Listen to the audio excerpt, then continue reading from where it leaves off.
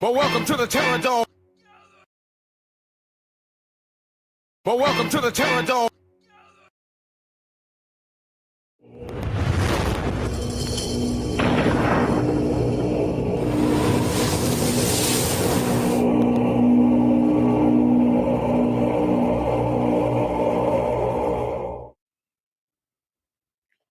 What's good, y'all? Hope everybody's all right. Welcome back to the Onyx Report. Y'all know what it is. Hope everybody is chilling. In a little minute, it feels like. It looks like things are going well. Yeah. Oh, man. I got like a week before school starts back up. So I'm getting my head back in the game. So I might... if I'm not doing as many videos, that would be why. I still gotta tweak some syllabi and whatnot. So it is what it is. But nevertheless, hoping everybody is enjoying themselves. Life is going well. I see a few people already in the chat. And today we are broadcasting across multiple platforms yet again. We are on interlightradio.com. We are on Facebook. And of course, we are on YouTube. So I see RM in the chat. Drewski, what's up? Barry, Adam, what's going on, fellas? Mr. Donnie Mack. See Brother Damon, Brother D, what's going on? Hope everybody is well. Hit the like button as you come in. And again, welcome to the Onyx Report, where Black male justice advocates uplift Black men and boys using critical analysis. What's up, Marcus? Good to see you in here, man. Intrinsic, what's up? Mr. Good Dad, what's happening? Yeah, we're doing it today. We're trying to get it in. It's been a very interesting week. All kinds of information. But got a few things to kind of cover with you before we dive into the main subject. What's up, Joe? So they weren't sending out notifications. Yeah, man, I've had to post my show in my own community tab because I noticed YouTube stopped sending out, little notifications. So yeah, I can't call it. What's good, Malika? Good to see you, man. Hopefully you'll get on a little bit later. So anyway, yeah, we getting it together. It's just a week before everything else jumps off. So it's going to be a little different. But anyway, as we continue on, I wanted to get a few things just on the table. What's up, Ron? All right. Okay, so we're good. Yeah. So go ahead and let me start by saying support the channel. Like, share, subscribe, join, and donate if you would. You can do so right here on YouTube through the Super Chat. You can do so through patreon.com at TH Johnson. You can do Cash App. You can do PayPal, Venmo. All the information is on the screen. For those on Interlight Radio, you can do cash.app/$ Dr. T Hasan J. You can do PayPal. You can go to paypal.me/T Hasan J. And Hasan has one S. But support the show so we can keep it going, right? And if you go to YouTube, just right near the join button below the video, you see the subscribe button. Make sure you hit both of those, and you can choose what level of membership you might want to participate in. Or you can go to patreon.com and be a supporter of the show, a monthly supporter, or you can support the Institute for Black Male Studies and become a monthly supporter there. Welcome to the Terror Dome. What's up, DJ Drummond? I think it is. Good to have you. Welcome to the Brotherhood of the Onyx Report. So yeah, please make sure you support. And in the meantime, let me go ahead and shout out my subscribers. So let me acknowledge them and thank them for their support.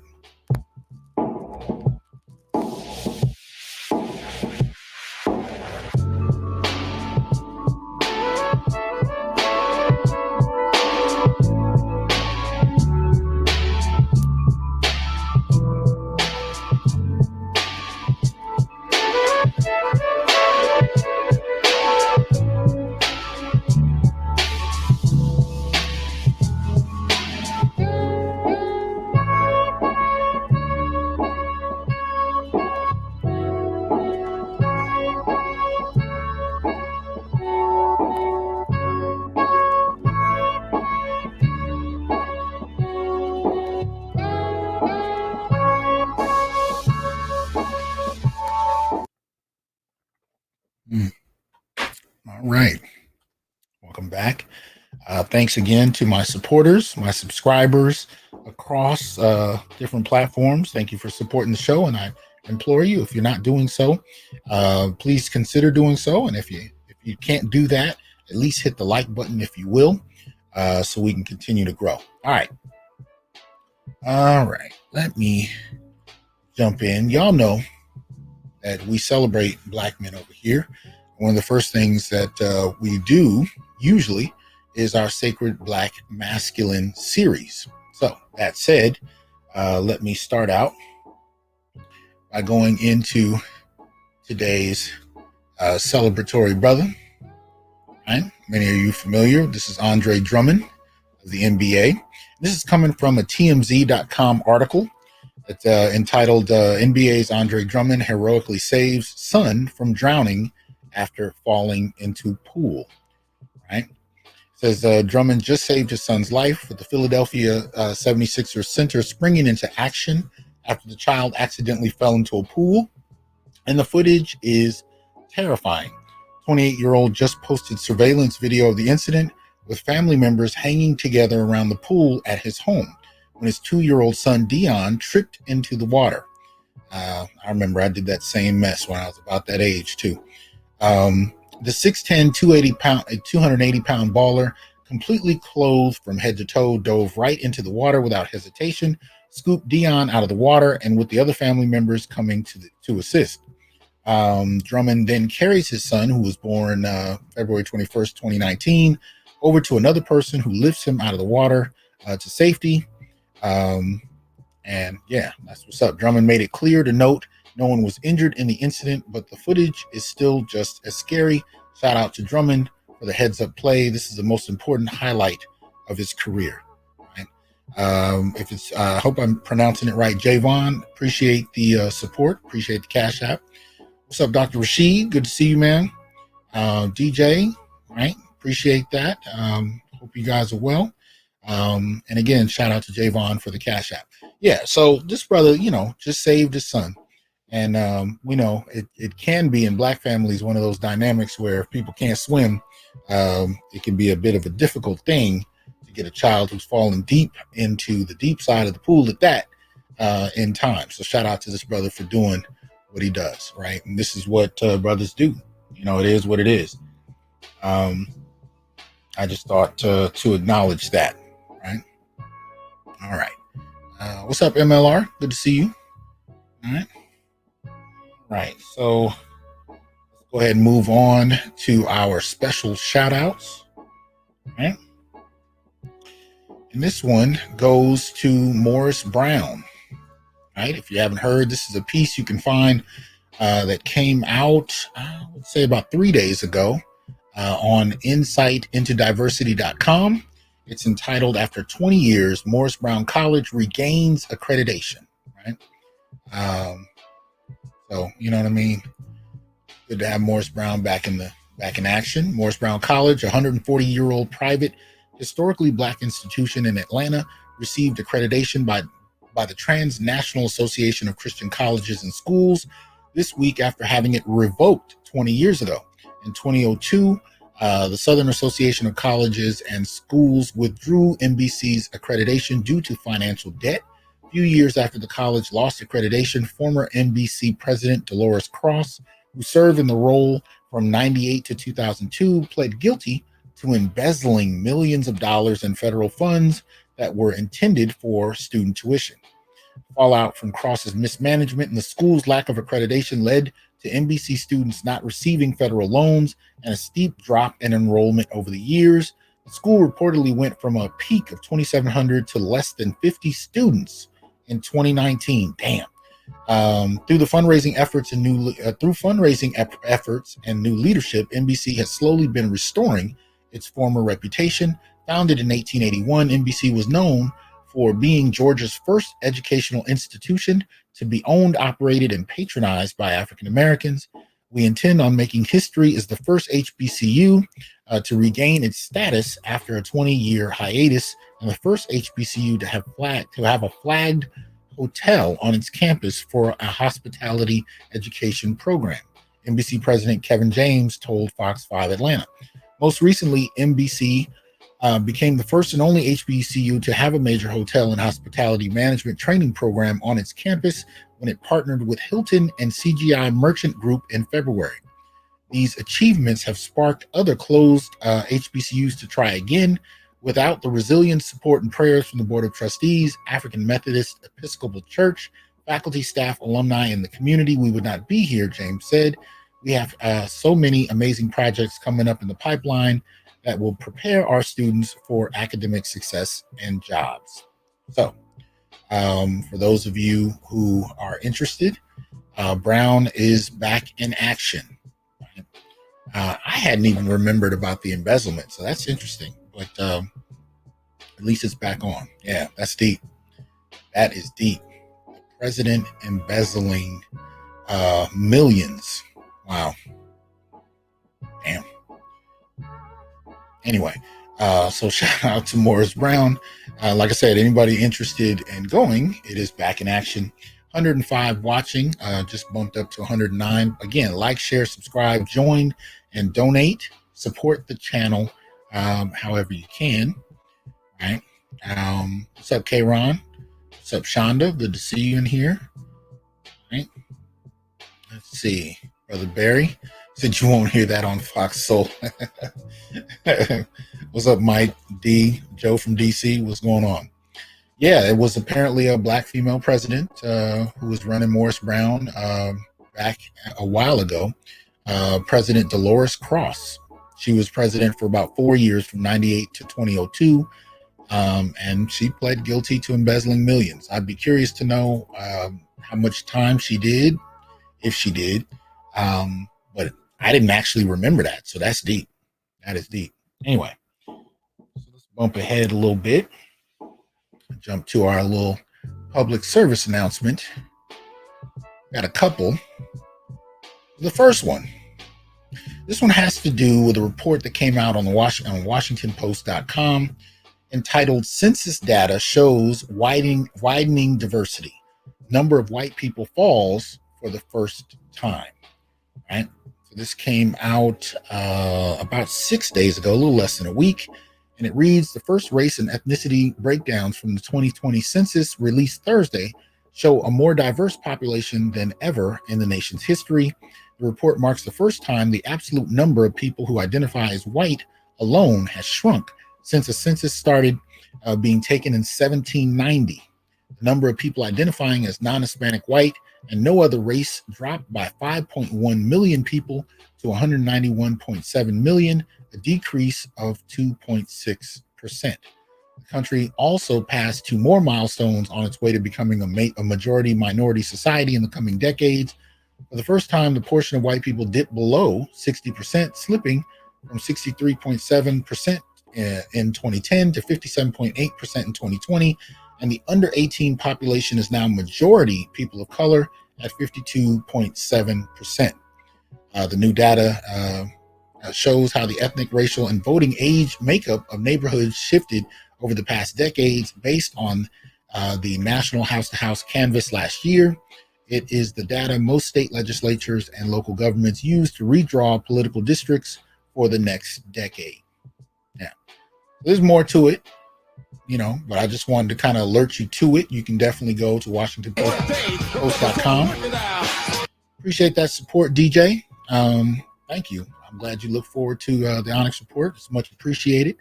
But yeah, so I thought this might be an interesting piece for some of us to reflect upon. The first time in history since at least 1790, with the census being used, that we have a significant dip in the white population. Interesting. So what's up, Taylor? What's up, Prince Johnny? Hope everybody's well. Yeah. So ponder that and keep in mind the things that we see happening in the news, some of which may be motivated by this dwindling kind of number, right? So something to consider altogether. Let's see. All right. Okay. Now, this is the next one. this one, how do I do this? This one is really Joe from DC. Good to have you in here. Saw you a second ago. Thanks for the donation. Thanks for the support. But yeah, this is an interesting one. Basically, this is more of a public service announcement in regard to a consistent string of unraveling behavior. I don't know how else to really put that, but I will start by giving you a short video that you can take a look at it yourself. All right. So let me see. Let me get the sound in here, and you can check it out first. So this is an incident that took place at Chipotle.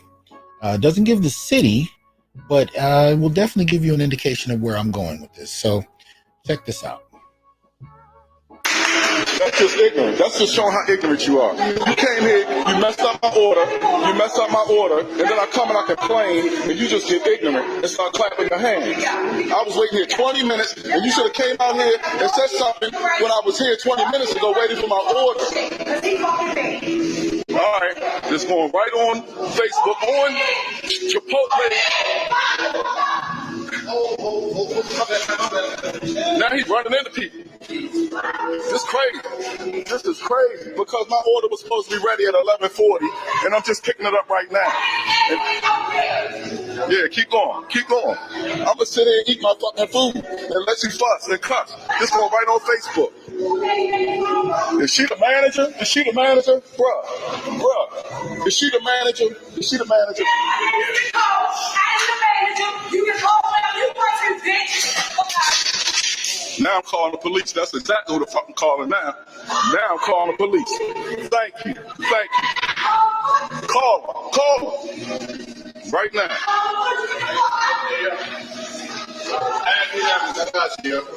No, I got you. We're gonna wait for the police to get here. She just assaulted me. I didn't say you did. She assaulted me, and y'all saw it. No, bro, you did by accident. It wasn't on you, all right?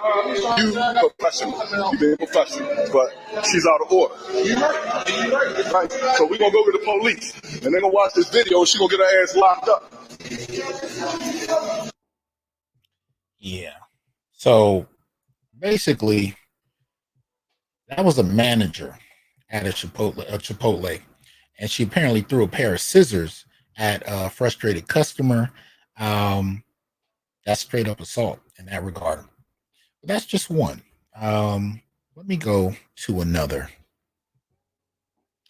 All right. There we go. So this one is actually in Ohio, right?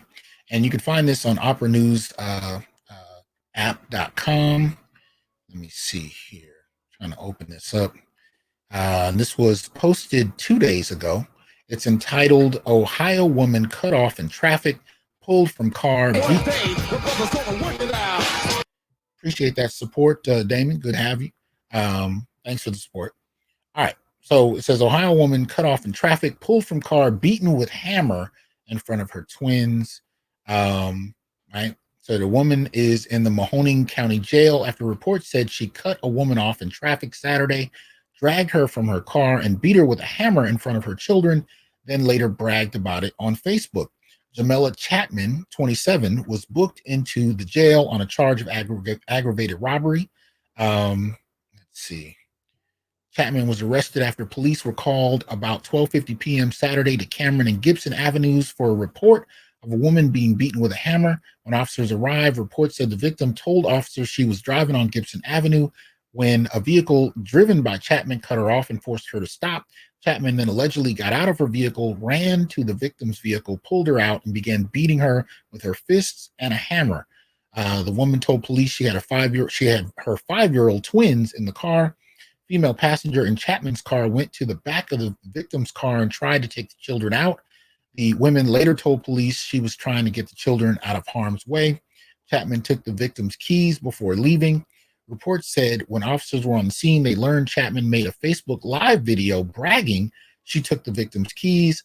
A woman who was nearby and checking on the victim showed police Chapman's Facebook page where she made a video threatening the victim. Report said officers found out where Chapman lives and arrested her at her home. They found a hammer there, but no keys. The woman had cuts on her arm and her scalp, but declined medical attention. Right? Yeah. So that's number two, right? That's number two. And these are hold on, completely at random. Oh, okay. I didn't prep the third one. That's strange. All right. My bad. Anyway, so the reason I was covering these is because I think one of the things we're starting to see more of right now is an unraveling. I think the stress of the current moment, the COVID economy, the eviction moratoriums, the employment issues, all of these things, I think, and I've been saying this since last year. You guys know I've been reporting on a regular basis that I think this stuff is coming to a bit of a head. And I think it's continuing to unravel. So here you have two different instances. And the reason I'm focusing in this regard on Black women is this is not generally a population that you really see dealing with the repercussion of their actions, legally speaking, the way we often have to. I think the third one I was going to post was a recent airline explosion at an airline terminal, but I didn't prompt the video, so I apologize. But the point I'm getting at is this is just reaching epic proportions in some respects. And at the end of the day, you'll often find that these women will do a very short period of time. I've been telling you guys this since last year, whether it has to do with shooting husbands, attacking boyfriends, or outright getting into fights at airlines or fast food restaurants. But I think this is a reflection of the kind of stress that the environment is kind of yielding at the moment. And of course, it's having an impact on children, right? We're seeing that many of them are dealing with this. So whether it has to do with women dropping their kids at gas stations, and sadly enough, in some situations, killing their children. I talked about this last week. We're starting to see this kind of thing on a regular basis, right? I'm not arguing that this is new and it's never happened before, but I do think we are seeing a bit of an uptick. I don't have a way to verify that as of yet, but I have seen a steady stream of these in regard to that. So yeah, that's why my last video, I think last week, my last live was called Winter is Here, because I completely agree with that assessment. I think this is a kind of, a dismantling or an unraveling that is very much tied to stress. I very much believe that. So, I'm not critiquing them one way or the other than to say, be careful. There was an, I'm not going to post that anyway. So y'all just kind of keep abreast of the extent to which that stress is coming about and how it may affect you. And again, I think this is also tied to, single mothers grappling with being single parents. You know what I mean? One income, even with child support or whatnot. I think the stress of that reality is coming to bear. Right now, for many Black men, we've seen this independence for the last couple of decades, really going back the last 4, where we were told that we weren't needed in many respects. But a lot of that had to do with the type of support that many women were able to get from the state. And, the problem with that, though, is when the state begins to shake, when the dependability on it begins to waver, this is what we see. Right? So that being said, especially since tonight I'm going to be talking a lot to single Black men, I want you to be mindful of the nature of the economic environment we're in and what can happen when people are stressed, when people are afraid, when people are worried about what's going to come next. And the resources that they've been able to rely on in the past are no longer as dependable as they once were. In some respects, you may become a target. It may be sincere. In some respects, it may be insincere. But at the same time, it can also go left. You can also deal with people that are so desperate that they're willing to violate people to sustain themselves. And we're moving into a time period where that is becoming more and more likely. Even a couple of years ago, I was hearing reports here in Fresno about people who were men in particular who were being set up on dating apps. We've heard about that happening across the country. Last year, I reported on a couple incidents of that, but I think there have been a lot more that just don't always make the news.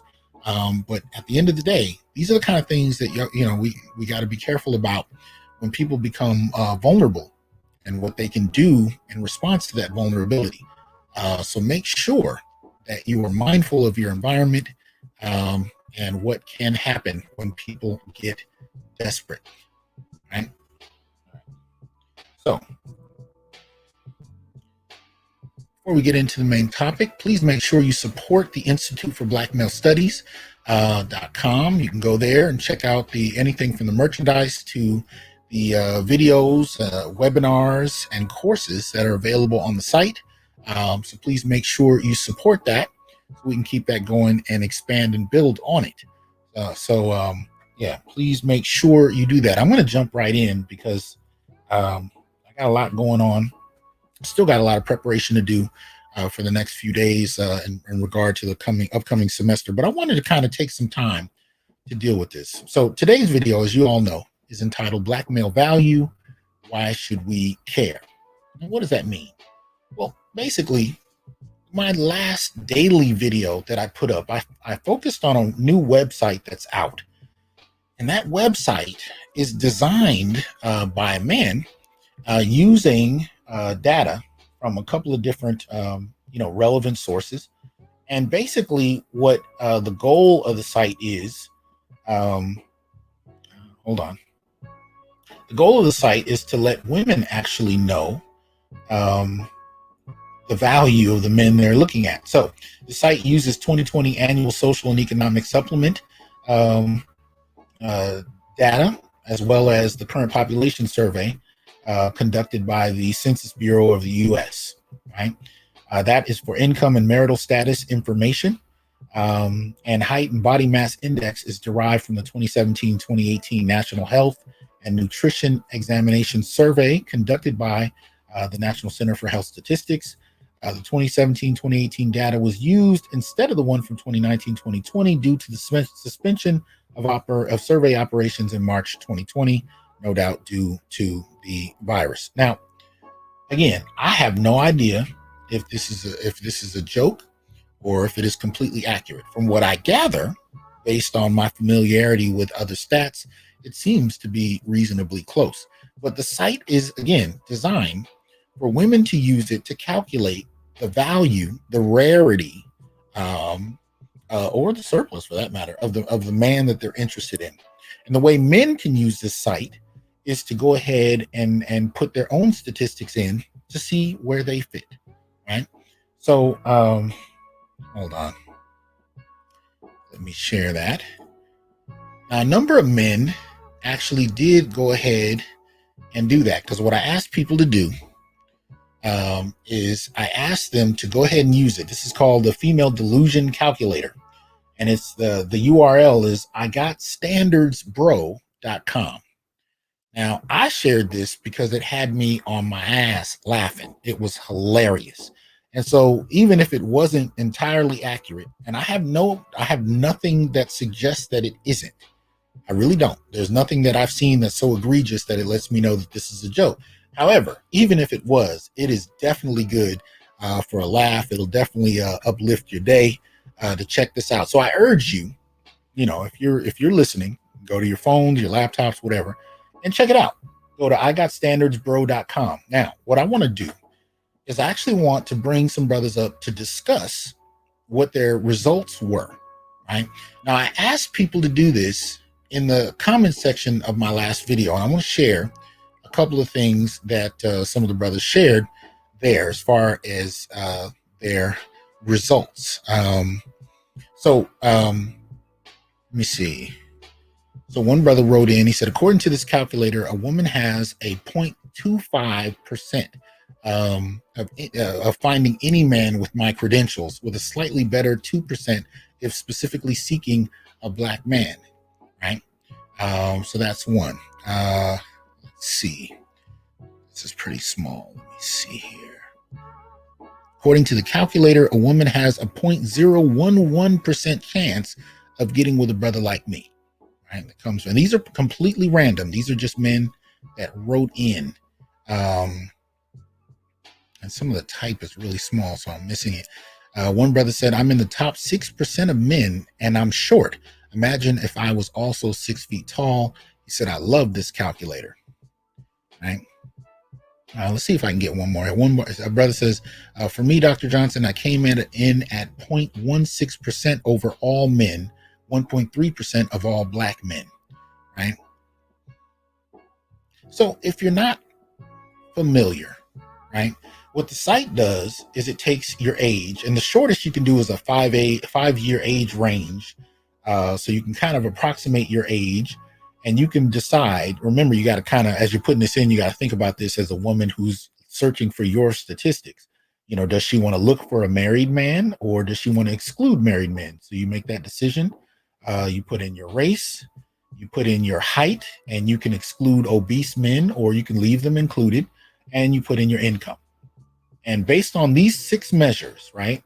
Age, marriage, race, height, and income, it determines your rarity, or again, whether or not you are quite prevalent. So that being said, there were some interesting results, and brothers were kind enough to share them.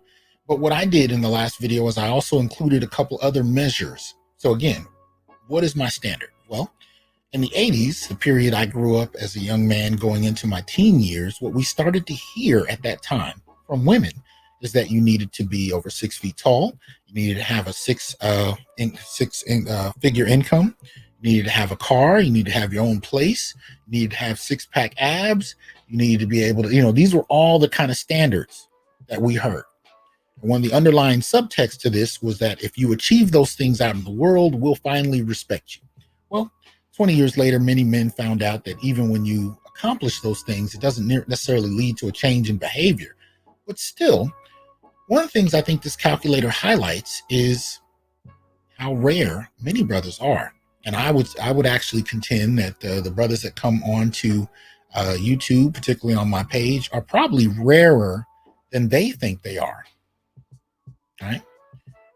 So what I'm going to do, let me see, we got... so Sam Nusray, might be mispronouncing that, says black, 6'6", 33 to 38, any weight, 35,000, and the chances are literally 0.0000. And I think people would be surprised to know how delicate some of these categories that we've learned to take for granted actually are. I said this in the video. My son is 16, and he rated at a 0.0000, meaning if a woman was looking for my son, he's virtually a unicorn. And the reason for that is he's 6'7". See, people don't realize how much each one of these questions posed, or how powerful they actually are. In terms of income, it's generally in their 40s and up that you start to see men starting to achieve. So that becomes a factor. If you're younger, your income is going to tend to be lower more often than not, right? Race, we already know, especially the way we talk about Black folk in particular, we tend to lack inherited wealth. So those kind of things tend to have a large impact on, especially on men, particularly in regard to entrepreneurship and whatnot. So it tends to be a serious hurdle. Race definitely stratifies wealth and wealth access. Height. Now, this is a huge one, believe it or not, right? We know there's only 14% of the male population that's taller than 6 feet.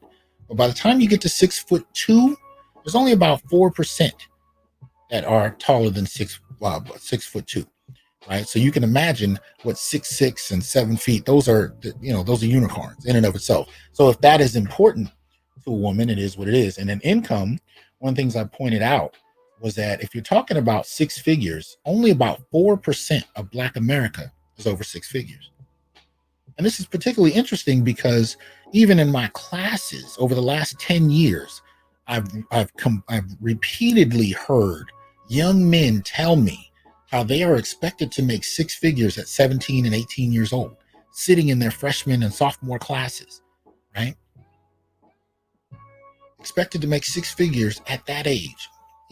Much of the time, especially if you're coming out of a lack of inherited wealth, Black men don't achieve that kind of thing until much later, if they ever do.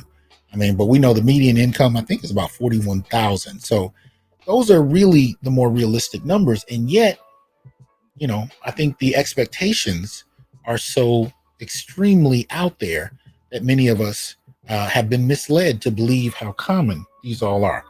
Now, the website did not say if it gave any more credence to one standard over another. But if we assume, and I just put the link in the chat, so anybody who wants to can come up. If we assume that it gave equal weight to all 6 of these categories, right? Each one can throw you off. So again, my son just started his first job. I don't even think he's gotten his first paycheck yet, and he's a 0.0000. So that suggests that they gave height equal weight with income. All of that depends on what a person is attracted to, but these are the things we were told. And I want brothers to actually put in their information so that they can actually begin to assess where they fit. Right? Mr. Donnie Mack says, I'm 0.015% of men in my demographic, 0.12% of all black men. Interesting. Tim Howard says 14% of people are 6 feet plus tall. Right. So anybody over 6 feet, that's about 14%. When you get to 6'2", you're already down to 4%, roughly around 3.9 to 5%, somewhere in that range. Right. So it drops off dramatically. So this kind of, everybody needs to be over 6 feet. Everybody needs to be over 6'2". I want a man that's 6'4". You're already talking about a fraction of a fraction. And it's not even, we can add other categories, right? We can talk about property ownership. Hell, if anything, whether you're renting or owning, how does that affect your percentage? What about penis size? This is one of the things I talked about in the video, right? Penis size can affect all of that as well. There are a number of other categories that are thrown about when it comes to expectations of men that we don't think about. And many of us take for granted because we've heard it for so many years. You need to be this, you need to own this, you need to have this. We don't think about it. So if we take somebody like, who's the last person I read? If we take Mr. Donnie Mack, and he's 0.015%, right? What if we add in the fact that he has his own car? The fact that he may own his own home. And if he has longer than I think the average man, based on a study done, I want to say in 96, of over 1,600 men, found that about 5.5 inches is the average penis size. What if he has one that's over 7 inches or 8 or 9? What does that do to that 0.015? See, I think at the end of the day, there are many of us that were never told we had value. We were never given a standard. And one of the things the manosphere did when it introduced the concept and popularized the concept of SMV is it set a standard that we were never given before. What's up, T Fitness? Appreciate the support, right? We were never given a standard. So that said, when we finally have one to operate by, what does it do? What's up, Malika? Peace, good brother. How you doing? I'm good, man. How about yourself? I'm great. It's always great to talk with the sorcerer supreme of the Black Manosphere. Here you go. Good to have you in here, man. I'm gonna post the link again. I'm gonna invite a number of you to come on up, and I want to just kind of talk about your results and see what kind of reflections you have from this. So, you care to share with us what you came to? I got 2.5%. Okay. And what they said, I'm 20.1% of black men within my age range demographic. Okay. And I'm like, all right, because I'm 50, I'm 5'8". Okay. And I average around 50 to 55K, which is kind of the average of the average black man would make. Okay. But it was... And it was kind of funny. Hold on. You said the average what? What was the average income? I think that's what they're saying. The average income of the average black man. I didn't hear what you put in. What did you put in? I put in 50. 50. All right. Let's look at something real quick before you explain. I want you to see this. Oh man, let me hit the right button. Let's try that first. All right, so you guys know I'm notorious for using this Wall Street Journal, what percent are you site. and it's a good measure. It's very much like the calculator, female delusion calculator. So at 50,000, right, you are a 27%er, meaning you earn more than 73% of most Americans, right? But if we scroll down, we can also control for sex, race, generation, and education. Notice I said the female delusion calculator didn't control for education. So if we just took black, right, if we just took your race, you make more than 82% of Black America. You earn more than 82% of Black America. If we put in male, right, you're 79% of, you know what I mean? So that's how this works, you know, and it's so you can kind of use this to compensate for what the calculator doesn't tell us, but it gives you a good indication of where you are. And then you can calculate it against generation or whatnot. So I just wanted to kind of frame for a moment, you know, where you fit. If we just talk about Black America, you're an 18%er. So I just wanted to put that in a little context, but continue, please. And it was when you, I think Monday, when you start talking about the, I got standards bro site, and it was funny, I was working out, right? And I thought it was something cool that somebody put out. But then when you start talking about like all the crazy delusional mess, I'm like, what the heck? Right. And then you said it was something that women created. I said, this is crazy. I said, so you're going to put out a calculator that's biased, where a woman is going to range a certain type of man which she wants to get on these limited sections of what it is to find a man. Well, you know, it was a man that put the calculator together. Oh, a man put together. Okay. Yeah, he put it together, and I think his goal was to kind of show people how unrealistic many of these standards are. Okay, I got you. I got you. So, he technically made it for women to kind of show them, and you know, and I just found that this is a useful tool for men to kind of get a sense of where you stand. Okay. But I even had married men who wrote in who said, I showed this to my wife to let her know how lucky she is. Yeah, but then I found out, like, when it says you're 2.5%, I'm like, oh snap. But then when you bring it out, and here's what you said, I remember how you always said, Black men, we need to stop believing in that delusion that we're behind our women. You even said the statistics still show that Black men still make just as much as Black women. More. Even blue collar, where even blue collar is frowned upon. Here's the funny thing. I make less now, and I have a degree, but when I was a police officer, I was making 72, 75K. Wow. Okay. And I didn't have a degree. Okay. But right. And I had to think about it. I said, hey, well, what percentage would I be if I was making the same amount of money? Yeah. You know, like, because Brother Charles, he's in a higher demographic. And also Charles is single, and Charles is 38 years old. Okay. And I'm thinking, like, you know, Black men were not, how can I say this? I got to say this. We're not men with the shitty, dirty end of the stick. This is what is being told to us. And if you're, no matter what it is, if you're educated, you're not educated, if you have a degree or not, but if you're working, you have a job. And this is the funny thing, because like, we're both Gen Xers. And we were raised to say, look, get a job. Right. And the thing is, if you get a job nowadays, women are looking at you with a magnifying glass and going through things with a fine-tooth comb and always moving the goalposts.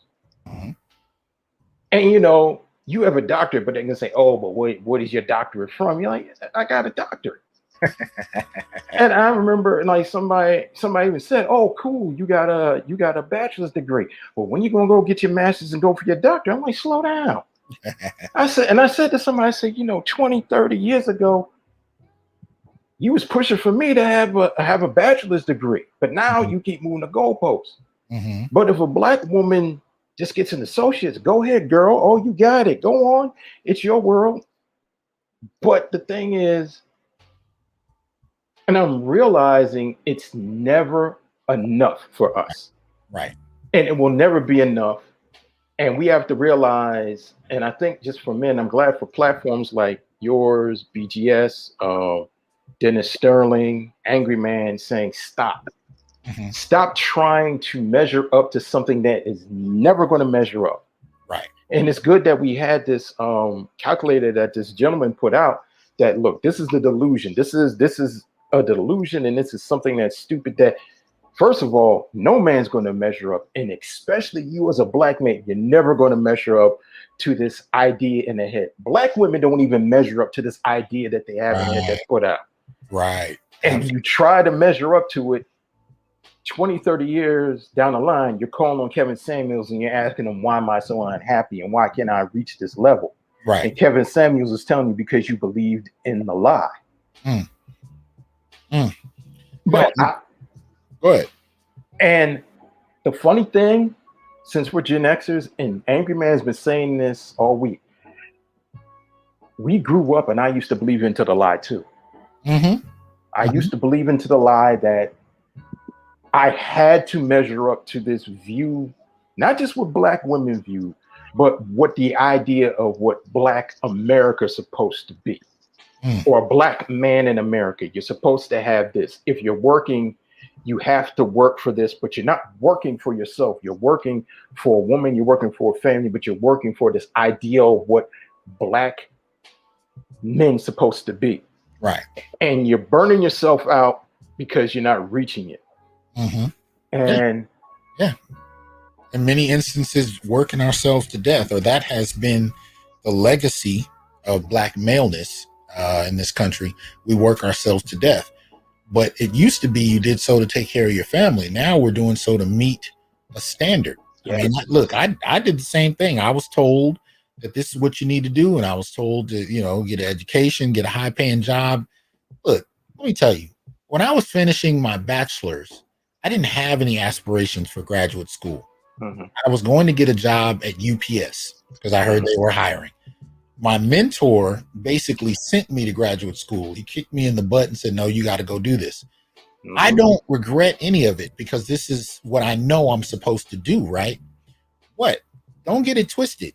The guy I rented my house from before I bought it from him worked at UPS. Look, the only reason he sold me the house is he had too many. So this idea that going to school just yields a greater income, it's ridiculous. He's blue collar the whole day, and he only got rid of his houses. He got rid of a couple because he owned too much property against how much he made, and he was looking to buy another one. That's the only reason he sold it. So, these standards and these ideas really have to be put into context. Now, I do want to say, as far as black men are concerned, for those of us that are employed at every age group, and this is something BGS and I, talked about with the BLS data a few months ago, right? At every age group, we make more than our women. The only reason that's relevant is because we've been told for the longest that that's not the case, right? We've been told that we're behind. And now, it is the case to the extent when you control for incarceration, that black men are the only group that earn less than their women. That is true when you control for incarceration. When you just focus on those men that are employed, they earn more. Can I speak onto that, brother? Oh, go ahead. That's where I had to decrease in because I have a record. Okay. And I realized, and somebody had to pull me aside. And they said, man, you have all the work history. You even have a degree. I said, the reason why they help you, you got the job and you can do this. But here's the funny thing. I got in on the job. Thankfully, I got in on the job during COVID, right after I graduated, in the field of graphic design. But it was an entry-level position. And one of my professors was a black man who was the same age as me. And he vouched for me, but he said, it's like 40, 50K. I said, man, I said, it's a job. I can do it. And I say, he says entry level. But then I wind up talking to the supervisor, and they said, you could have gotten it more. He said, we could have got you in at 85, but the problems that held us back was your record. And I said, I know. I said, I'm just thankful to have the job. Right. And other people are like, and here's the funny thing. I'm older than most of, I do majority work remote. And you have conferences with people, and it's just different loads, and it's entry level stuff, and it's cool. But people are saying, they think that if I have meetings, they think I'm one of the senior designers. I'm like, no, they said, and because I'm older, and it's just a reflection, like how you said it and BGS said it. A lot of times it's going to hold back if you're a Black man who does have a record, and if it's a felony, right, it's a lot of door closing in your face. Oh yeah. And also when they realize that, oh, you had work experience or you have degrees, and it's like, damn, that's one of the hardships that I could say for Black men. If you have a record, but also if you have work experience and you have education, and and it's no problem that you can do this job, that's where the hardship comes from. And that's where one thing that our lovely ladies don't understand about us.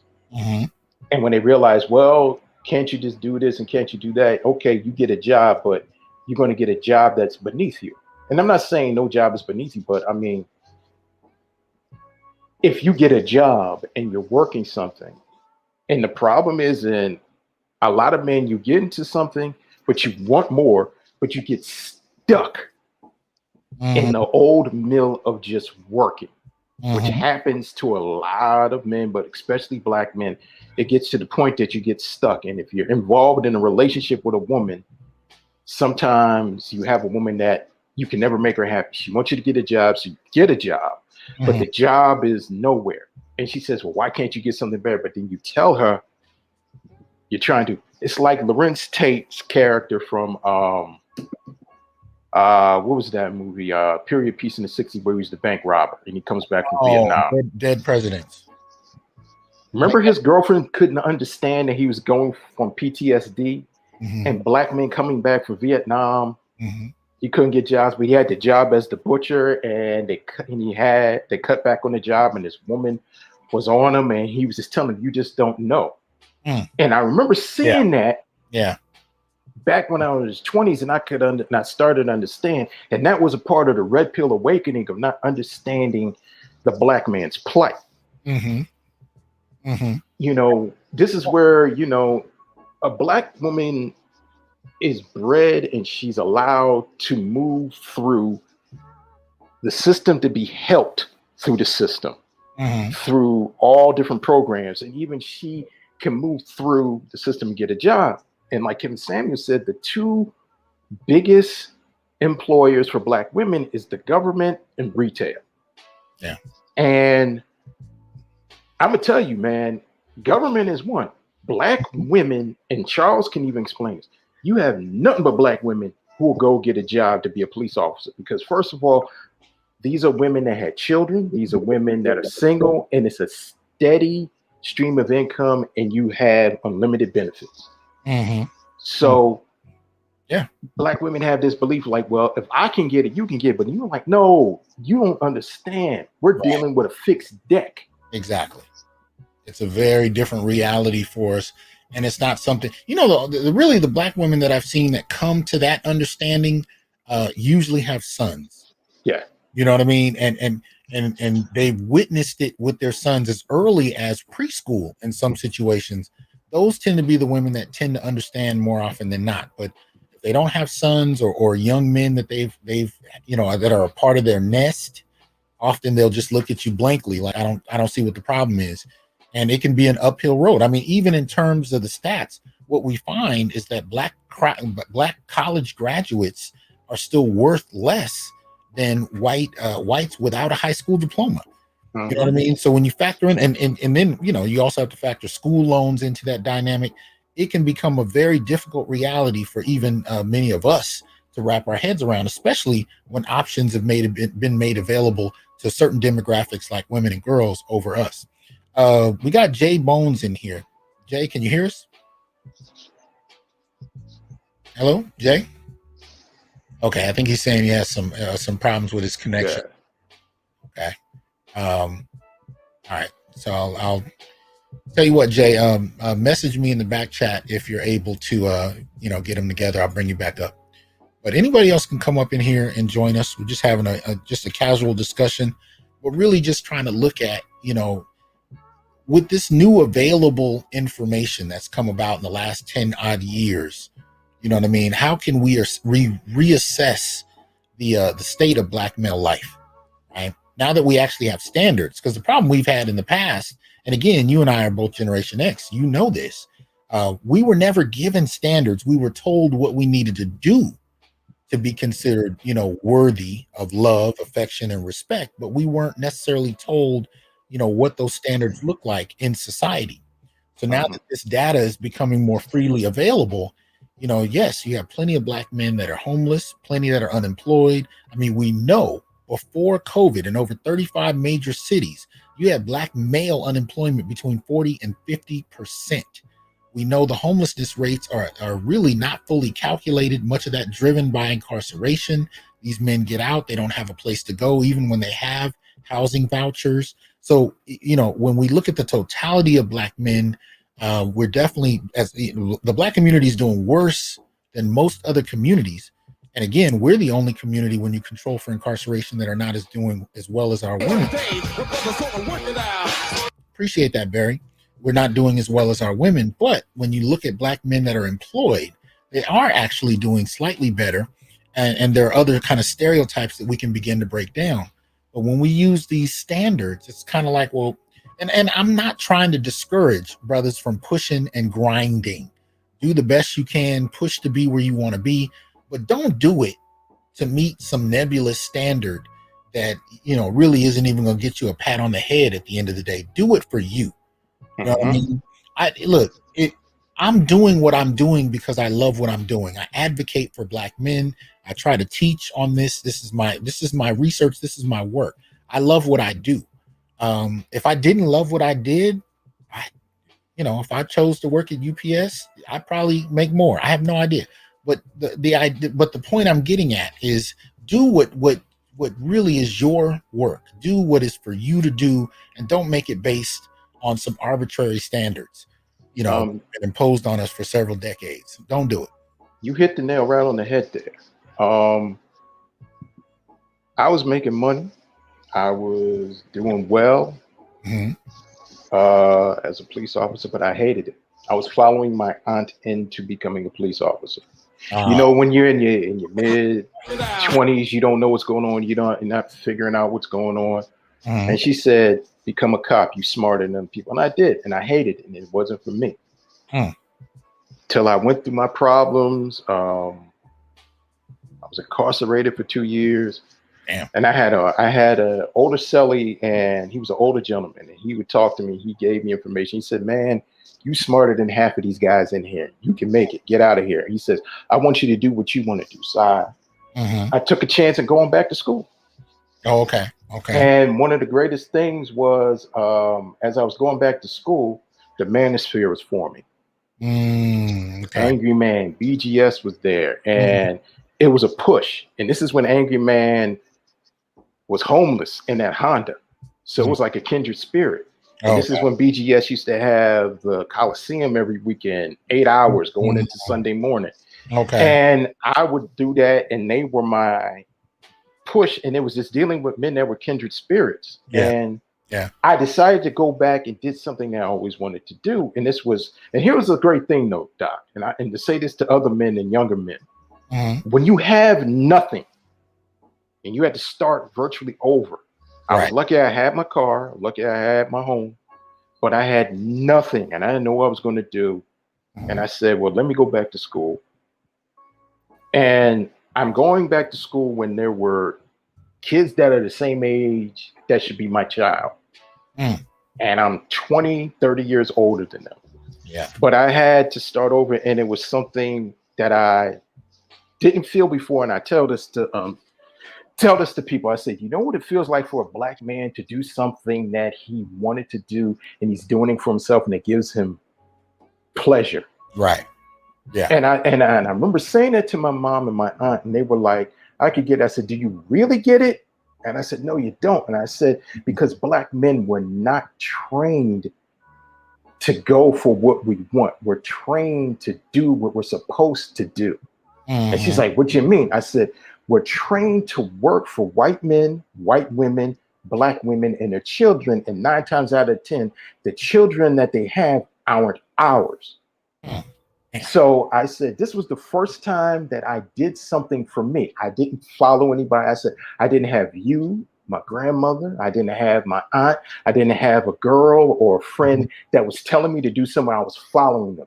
This is something where black men, and like how you said, we don't have this nebulous thing telling you what to do.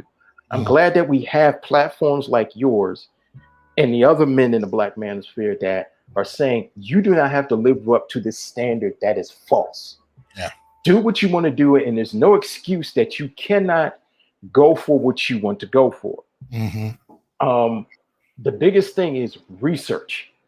Mm-hmm. What is it that you want to do? Okay, research this. Go for it. No one says you have to go to school. Right.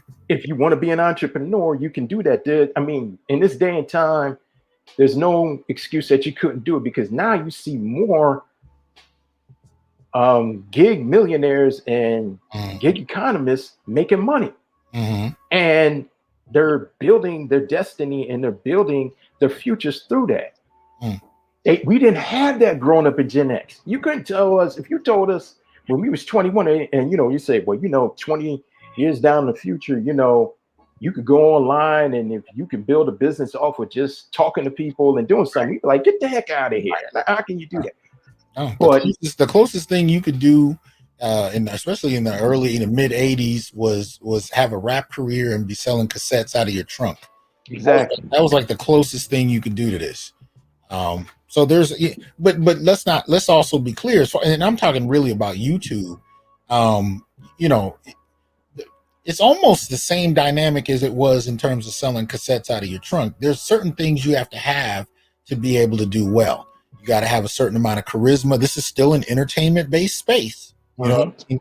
So it's not something that everybody's just going to come on and have 1 million subscribers. You know what I mean? It's still very based on a particular talent set. It's just a different set of talents than the rap artists in the 80s. You know what I mean? But it's still an endeavor that is limited to a very small population of people, but there's still something to be said for having this access. You're absolutely right. There's still something you can do with that we couldn't do before. And we know that just having access to talk to each other as black men has changed many of our lives, because even before I ran into the manosphere, I thought I was crazy. I just thought I was crazy. I'm seeing these things and it felt like nobody else is talking about it. So I'm like, am I imagining this? Like, I'm looking at statistics and I'm like, what?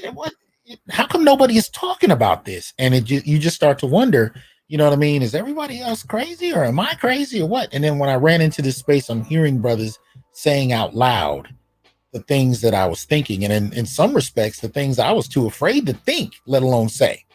Brothers were just coming out with, and it really became something that I don't know if we've really had a previous generation ever have, where black men could actually compare notes, talk about their experiences, reflect on current events and data, and do it in an unapologetic way. I mean, the closest I think we had was the barbershop. Yeah, until that got commandeered. Until that got commandeered. And that got commandeered. But now the barbershop is international. So we got brothers from the continent, we got brothers from Europe, we got brothers from that are calling in and writing in and talking about it. And we've never quite had this. It was an incredible thing just to have brothers all over the US be able to compare notes.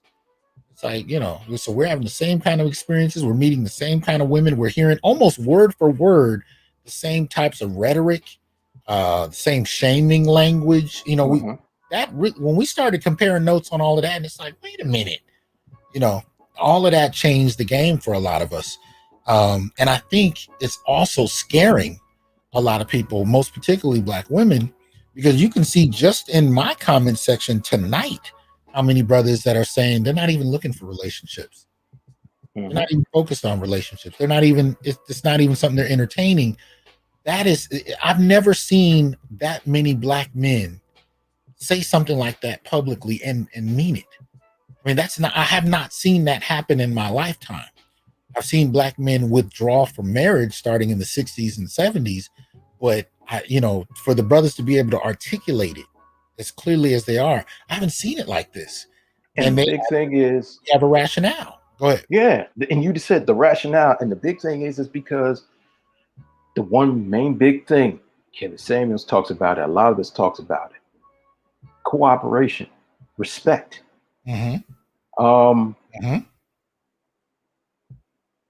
show it all the time, the Black male misandry, the level of violence, and I had to talk to my mom about this. And I told her, I said, and I would tell her, I said, type online, Black women shooting their boyfriends or husband, Black women assaulting their husbands. She said, yeah, but I said, stop that. And I pulled one of your stats.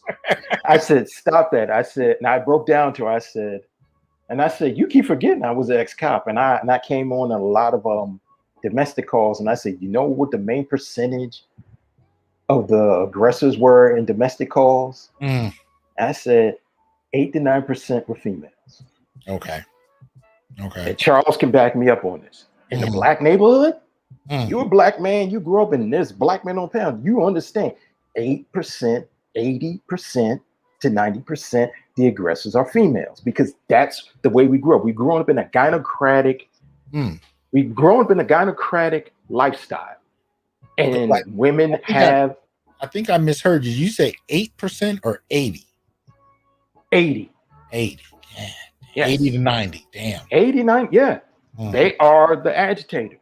And I'm not saying that aren't any men that aren't violent and they're not men that do things wrong. But I'm telling you, when you go onto a call and you see the woman, she's mouthing off, we trying to stop it, and she keeps going on and keeps going on. You're like, ma'am, stop, calm down. And she wants to get it. And there are women that want to jump bad because the Romans are there, and she thinks that she can go put her hands on them and start aggravating and stuff.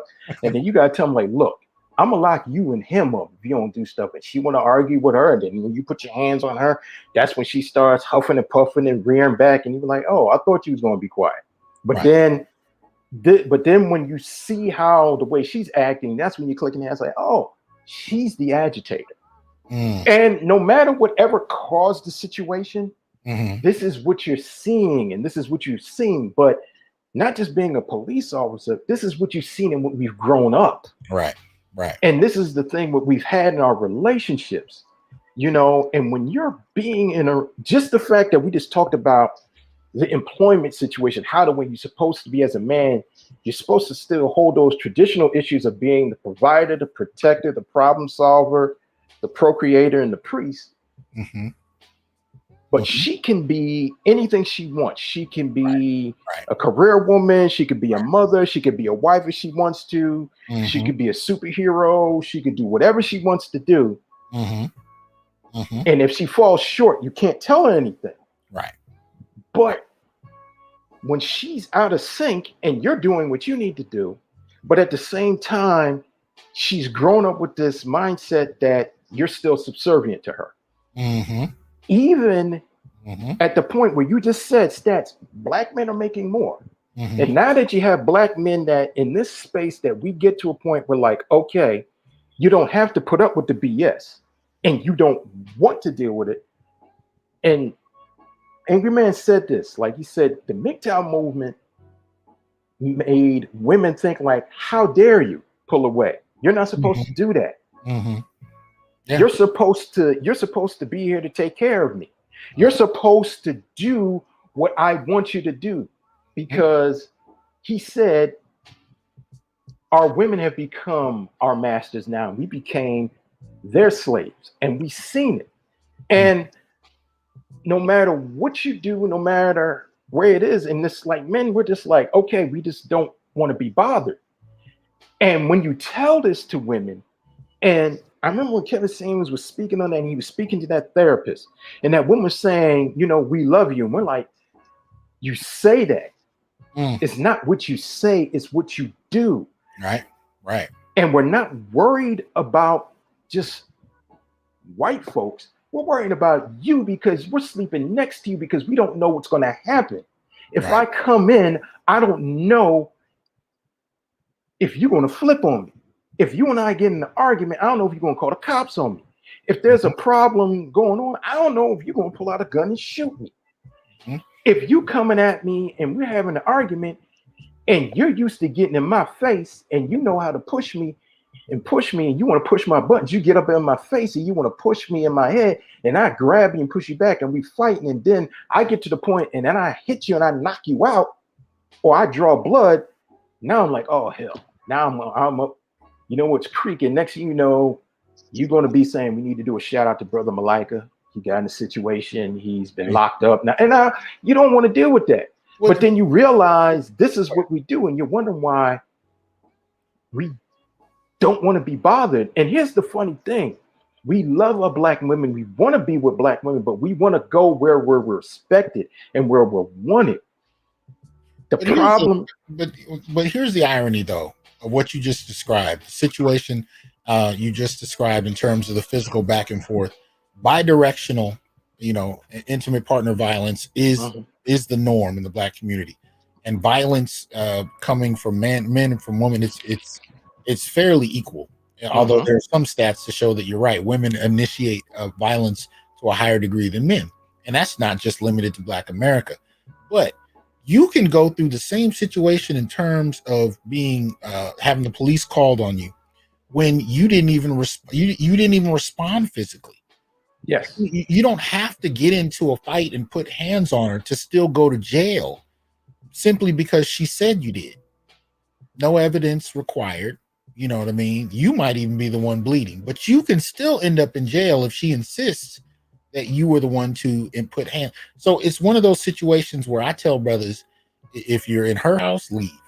Yes. If she's in your space, then, go back to that show. The first show I did with, well, it's not the first, but I think it was in the fall. I did a show with Dennis Sperling where he talked about how to get out of an abusive relationship. Check that advice out, because at the end of the day, and I've seen this when a woman can tell you, if you don't do what I tell you to do, I will call the police. When she can flat out let you know that she's willing to file false charges to have her way, using the police and the state as a control mechanism. You know who you're dealing with. Believe it the first time. Leave. Don't believe what they say. Believe it. What they do. Yes. Yeah. And if you can catch it before they do it, leave. I mean, exactly.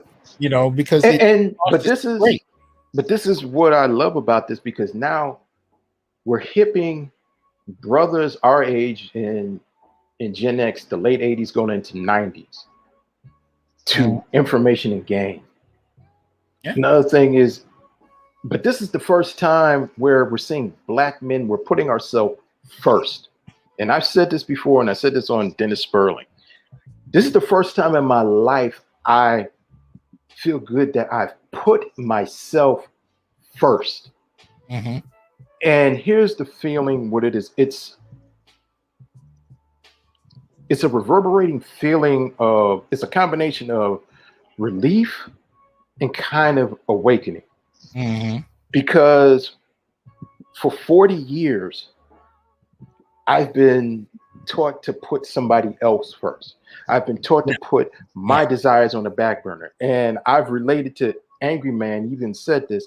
If you make money, you did something good, you got to double think, should I treat myself to get something? You and I are comic book heads. And that was my release in getting something. But even if I had enough money and paid all bills, I'm like, do I need to go get a bunch of this? And it was like, part of me was like, go, what is wrong with you? That's your thing. But I remember I was in a relationship with a woman, and I remember I went to a convention, It was the first time I went to a convention and I had the money to buy an expensive comic. Okay. And she was like, well, how much did this cost? And I told her, and really I should have told her, said to her, none of your business. But she was like, oh my God, what is wrong with you? You know, this is crazy. Are you all? And then I remember Angry Man talking. He said, man, if you paid the cost to be the boss and you were living in your means, why could you treat yourself? Right. And this is the problem. And this is one of the biggest problems in the Black community, and especially with men. There's no balance with us. Either that we deny ourselves the joys in life, or we ball out of control and we live without our means to show off and to overcompensate for the anxiety and that not feeling of self-worth. Because this is where we think, because we never were taught, we were never taught wealth. Black men, we never taught self-worth, self-love, because like how you said, Black men, we were raised to be the perpetual slave. You were raised to be the perpetual buck. You were raised to be the perpetual workhorse. Right.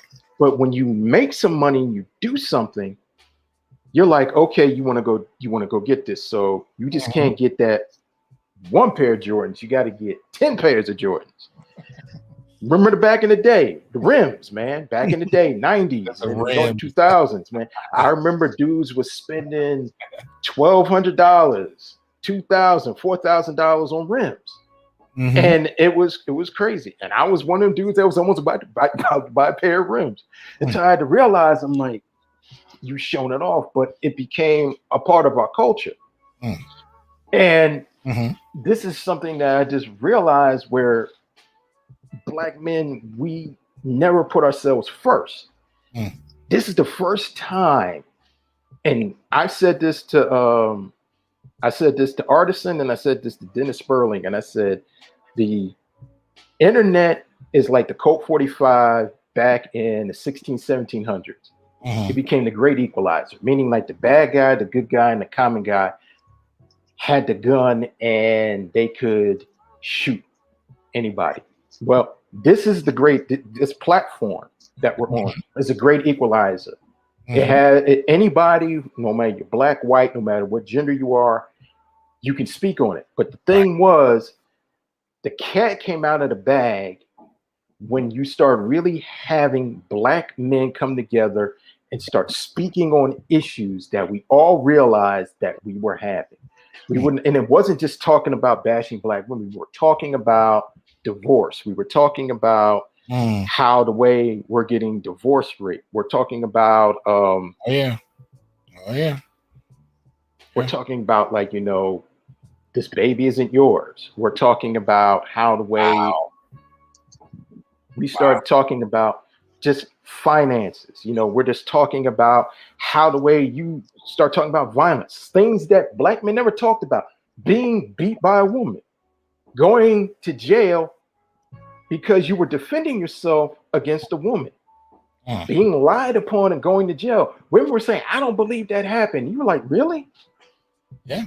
And you're saying, but then at the same time, men being expected to take care of another woman and her children, but she's giving you mediocre behavior. And at the same time, she's overweight. She thinks that she's better than you because she has a job that pays a little bit more than you, or she has a degree, or she's traveled and done more than you. But you have a blue collar job. And you may have no school loans. You may earn as much, if not more, but somehow you're less than. Yes. You know what I mean? I've seen situations where he's making six figures, low six figures. She's making 30. And somehow he's still lucky to be in her space. Now, it doesn't, at the end of the day, what I'm simply saying, though, is that this is how we've been raised. This is how we've been socialized. Yes. Where, you know, we have no real standards that hold any weight. And somehow men keep finding themselves, having been taught from a young age, their job is to serve. And what I think it is, it's a bifurcated and mutated form of traditionalism, right? because you have this idea that men are supposed to protect, provide, and so on and so forth. And most men that I run into don't have a problem with that. They don't have a problem with the basic idea of protection and provision, so on and so forth. But like you were talking about earlier, that's a one-sided dynamic. It's a very cherry-picked traditionalism, because it's okay for you to be traditional to the extent that you provide for her. She doesn't have to be traditional in anything she provides for you. And this is a critical misunderstanding of the exchange of resources in the traditional model. And it somehow turns into a one-way benefit for her and an ongoing sacrifice for you. So Exactly. starting in the mid 60s, you started to see Black men especially stepping back from divorce. And it only increased from there. And my theory is that Black men were already holding a silent protest as early as the 1970s. Silent protest being, a stepping back from marriage, especially when you started to see this whole push against oh my goodness, the term is escaping me at the moment. The whole new framework for divorce. Damn it. No fault divorce. No fault divorce. Thank you. You started to really see a push from there. And by the time the family courts got on to using child support as both child support and alimony, what you saw men doing even more is stepping further and further back. Now, this was characterized in the 1980s as Black men being lazy, shiftless, trifling, so on and so forth. But this was only characterized that way because nobody asked Black men. They just asked Black women how they felt about Black men stepping back. But they didn't really ask Black men why they were. And part of what's only happening in the last 10 odd years is Black men are explaining why. They're finally explaining why, and we finally have our own platforms to do so. Otherwise, we had to filter it through platforms that were prioritizing women's worldviews and so on and so forth. So now you have Black men that are saying, no, we're stepping back, and very purposely, because I don't get anything out of this. Exactly. I watched my grandfather work himself into the grave. I watched my father work himself into the grave. I'm supposed to do the same, but I'm also met with disrespect, dismissal, down talking them, no matter what is achieved. And the only way I can get a modicum of respect is to demand it. So I'm going to demand it. And if I have to go elsewhere and go where I'm celebrated, hell, or even if I have to just be alone, look, and I'll say this, and I think I've said it before, I do believe men should know how to be alone. Yes. I do believe you should know how to be content with yourself. I have no problem with you going where you're celebrated. And that doesn't necessarily mean you got to leave the country. It doesn't necessarily mean you got to go interracial. It just simply means you go where you're appreciated, wherever that is for you. Have no problem with it. But I would also urge, especially young men, to know how to be alone. Can I touch on that for a minute, Doc? Go ahead. This is something that, you and I are Gen Xers. And within our generation, that's when we start seeing a lot of baby mamas and Brenda's having a baby type situations come around. And it became prevalent, and we became the canary in the coal mine, and just blew up like wildfire. Right. And we have a lot, and we started to have a rash of young men, and even men in our age group, if they move out or if they want to get out, they turn into Jody from Baby Boy, that they got to be able to underneath a woman to get out underneath their mom, but they got to be able to underneath somebody. And this is where we're dealing with a result of men that don't know how to be alone. And if they even make enough money that they can support themselves, they got to have a woman. And I'm not saying don't date a woman. Right. I'm not saying don't have fun. But the problem is that a lot of men don't know how to be alone. And being alone doesn't mean being lonely. It's being alone and knowing what you need to do as a man, because you've never been taught that, because there hasn't been a man in the house, or if a man was in the house, his power was stripped from him. And now we have, and I've seen this in my own family. I've seen this with men, and I'm like you said, and Kevin said this, when it comes to like family reunions and family get-togethers and holidays, I sit back and I look And I'm starting to see, and I've seen one of my cousins, he's 23, 24, and he just had a kid, and he's living with his girlfriend. And that red pill is hitting my head. And I'm happy that they had a child, and the baby's beautiful. But I'm looking, I'm like, you're 24 years old, and you moved in with this kid, you moved in with this chick, and you got a kid. And I'm like, I'm thinking like, that's time you could have been building you. But then I go looked at my cousin, his mom, and I looked at her mom. Her mother didn't prepare her for that, and she didn't prepare her son because she didn't marry his dad, and it was just that vicious cycle, that gynocentric cycle that we see that we're raised in. And men, we think we get our validation. We're raised to get our validation from our women, especially Black men, because we think that it's that mama feeling, like, well, mama, what if I get this? Or how many times, if you go out, if you go out and you hear a guy say, well, I got to ask the wife if I can afford this, like stuff like that. Or I don't know if I can afford this yet. I mean, let me talk to my wife about this and things. And, certain things that you put in your wife ahead stuff. Or I've seen this with friends. If somebody was talking about something and you ask something and he looks at it as woman like it's okay for him to talk. We've been conditioned to gain that validation from our women. And I got caught up in that. And, that simpship had to break. But this is why I pose the question. What happens when you discover that you actually can be content by yourself? Meaning you don't seek out company because you have a need to and you're lonely. You choose company because you choose it. And if it's not available, or if the company that's available is substandard, you're okay. See, this is why I think it's important to learn this at a young age, so you carry that with you in your adulthood, in your manhood, whether you're talking in your 30s or your 70s. If you know that if you have to be alone, and yet that actually is a peaceful thought, then it's almost like I'm not great at analogies, but it's almost like you got $500,000 in the bank and you're looking for a job, or you're looking to start a business. Do you rush? Let's say you're looking for a job.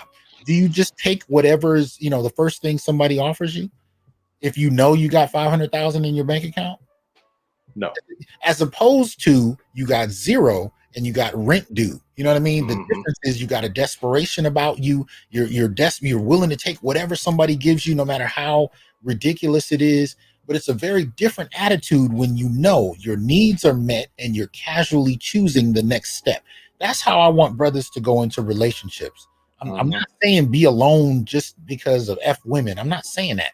What I'm saying is learn how to be content, so that if you decide to be in a relationship, it's going to be a win-win. You're either going to be content with yourself, or you're going to be content in a situation that you choose. But it's nothing that you have to do out of desperation, out of loneliness, out of any of those kind of things. And if you're financially secure, you're not depending on a woman to take care of you. You're not moving in with her, living off her, any of those things. And I used to tell, I had friends, that would do this, and I used to tell them, the problem with what you're doing is you're one argument away from being homeless. You're one argument away from being in jail if you don't do what she says to do. You know what I mean? These kind of control measures. Stand on your own 2 feet. Find contentment in your own life. And that way, whatever you choose to do with someone else is icing on the cake. Exactly. That's the best position to be in. And you casually just choose what you want. You don't got to rush nothing. And nothing is chosen out of desperation. And that's where I want more of my brothers to get. And it's one of the reasons that I'm going through the Wall Street Journal, what percent are you cite? That's why I'm going through the female delusion calculator. I want you to actually see your worth.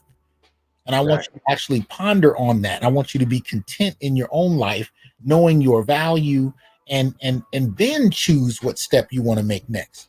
Because I guarantee you, when you appreciate your own worth, you're not going to make arbitrary decisions that's going to tear apart everything you built. Exactly. That's really where I want brothers to get to.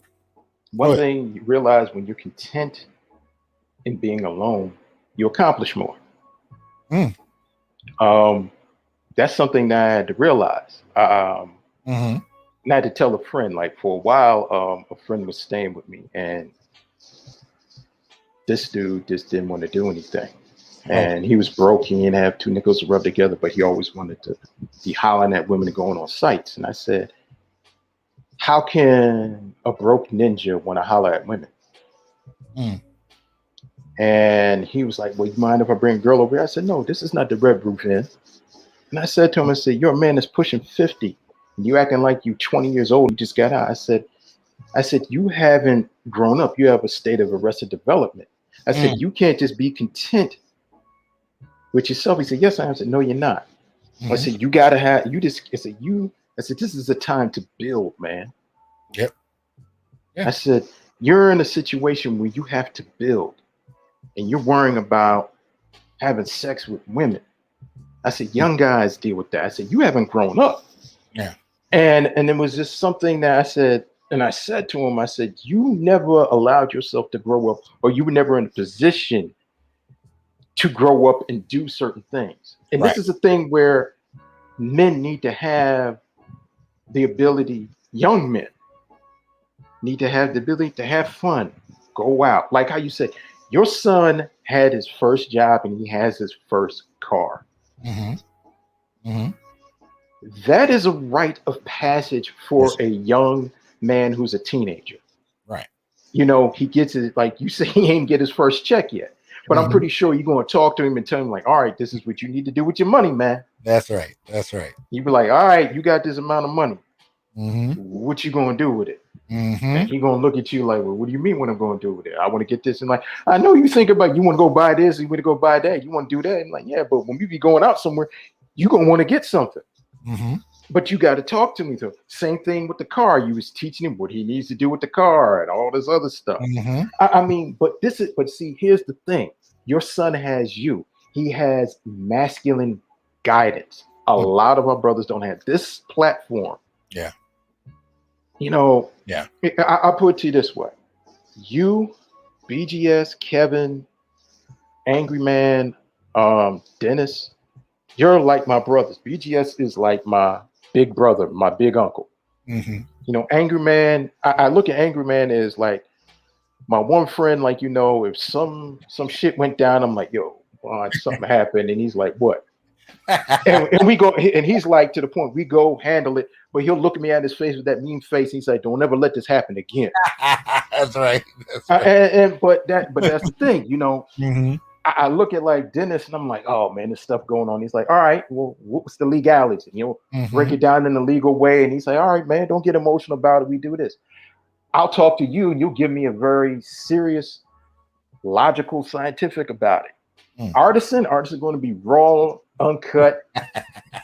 He's going to curse about it and he's going to say something. He's going to be a more mellower, angry man. But that's what we need.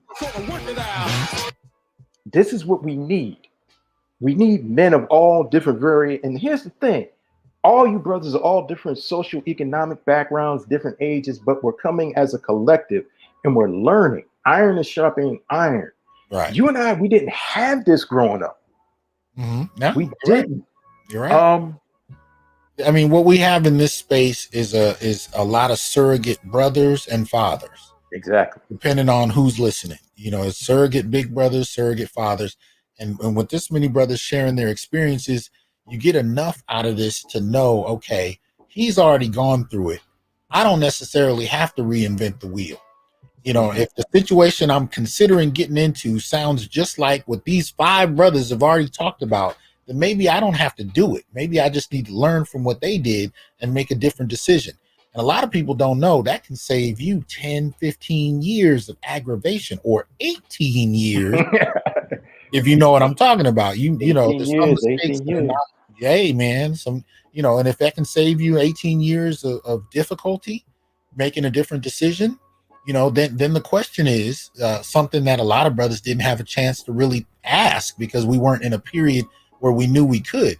What can you do with your life if you don't have to spend X amount of time dealing with this ridiculousness over here? You know, all these Exactly. other plans everybody has for you and your resources, all these other expectations people have of you. What can happen in your life when you don't have to, you know, succumb to other people's expectations of your life? What can you do with it? And the beautiful thing is, one of the first answers you come to is, I don't know yet. Meaning Yeah. there's so much possibility. Let me explore it. But I knew a lot of brothers that either got caught up and ended up doing time, or they got somebody pregnant as early as high school, and they were locked into something before they had. And this is what I talk to my son about all the time. You don't want to get locked into something before you even have a chance to find out what's available. You know what I mean? Just to even find out. It's not even a matter of whether or not you're able to become something. It's just a matter of even finding out it's available to you. We make Exactly. decisions that cost us a future we didn't even know existed yet. And by the time you're in a position to explore it, you done lost 10 to 20 years dealing with something else. And you know, that's one of the benefits of these spaces is it may save you those couple decades, and you can go a different route. And brothers like me can actually look at you, do something different, and that inspires us in turn. So there's a call and a response in that respect. But it has to start with making a different set of decisions, and you have the benefit of all these big brothers and fathers to do that. You don't got to agree with everybody on everything, but learn from it. You know what I love? One thing about this space does, and I always said this about BGS, forces you to think. And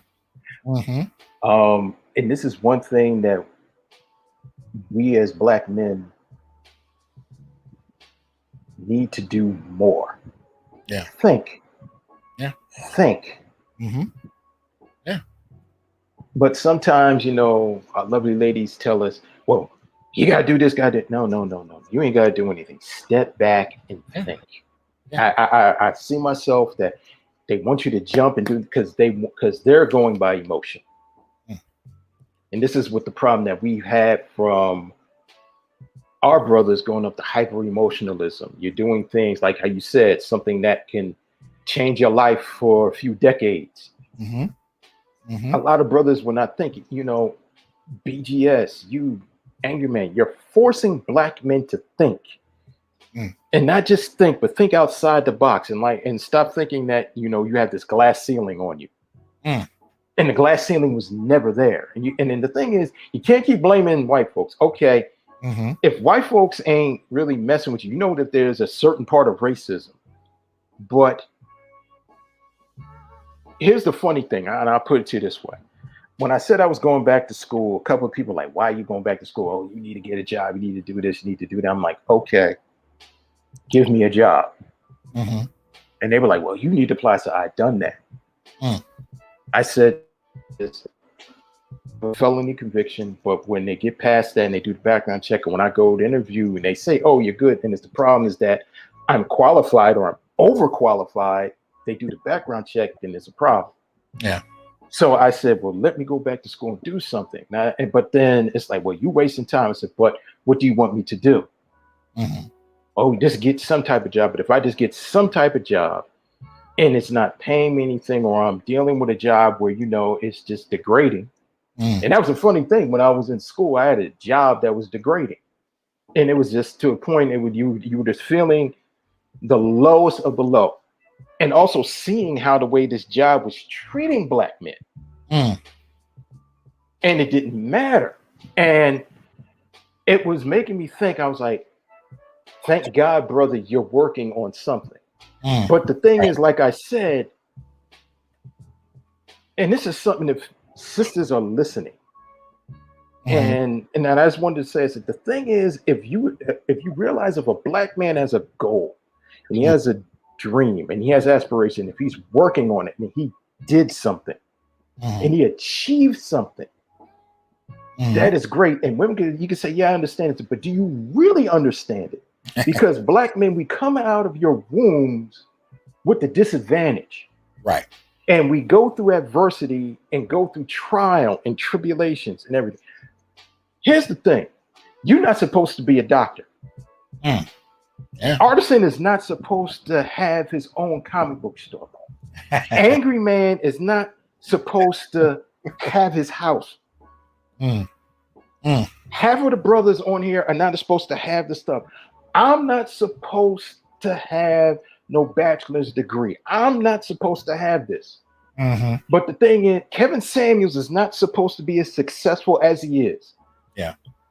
But the thing is, we become successful and move in spite. And here's another thing. You provide, and Kevin and BGS provide statistics, which is an evil word to our lovely ladies.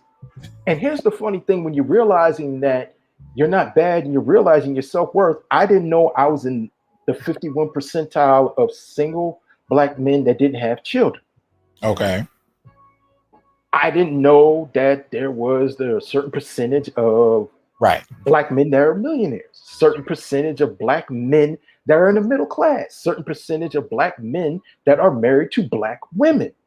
Yeah. And when you start seeing the stats and, you go to blackdemographics.com, you start feeling that release like, well, somebody been lying to me, man. Right. This is some BS that somebody told me. What's this bullshit that I've been hearing for the past 40 years that Black men ain't shit. We ain't doing nothing. We having a bunch of babies, but then you break down, there's only a certain percentage of Black men that are having sex with a certain percentage of Black women in a certain demographic area. Yeah. Because it's never explained to us that way. The impression we've gotten since the 80s, and if not, and maybe even earlier, may have even been in the 70s, but this idea that we were all just, these animals that were trifling, we're running around getting everybody pregnant, beating up everybody, getting shot at, shooting at everybody. This was an impression that was given to, Black men as a whole. Uh-huh. You know what I mean? This is something Dr. Curry used to talk about a lot of time. He said, when you talk about, intimate partner violence intimate partner homicide, where you have a partner, a man killing his wife or his girlfriend, that was projected onto all Black men. Yeah. And the interesting thing he would point out about that is that was a fraction of a percentage of men doing that. And somehow it reflected on the entirety of the Black male population. Right. And that's the kind of narrative that we continue to have in a lot of different overlapping areas. So when you find, this goes to your point, when we find the statistics that show just how many of us are engaged in certain acts, whether it's, positive and successful or negative and problematic, finding out just how many of us that are going through those things, it's enlightening and overwhelming in some respects, because we've never been given numbers. It was just implied that all of us act X kind of way. And that's it. And the funny thing is, when you provide the evidence, and especially when you provide it to Black women and you tell them to look it up and they get it, they are so still conditioned. And Kevin Samuels say, you're still conditioned to not believe it's true. Yeah. Because they've been conditioned to think that we're less than. No, it's not true, because you have to be this. And I remember I said to one, I said, why do you still think that? And she kind of gave me that blank stare. I said, you know why? You've been conditioned to think that I'm less than. Yeah. I'm not good. But when the evidence is proven that majority of the Black men do not fit these tropes and these lies,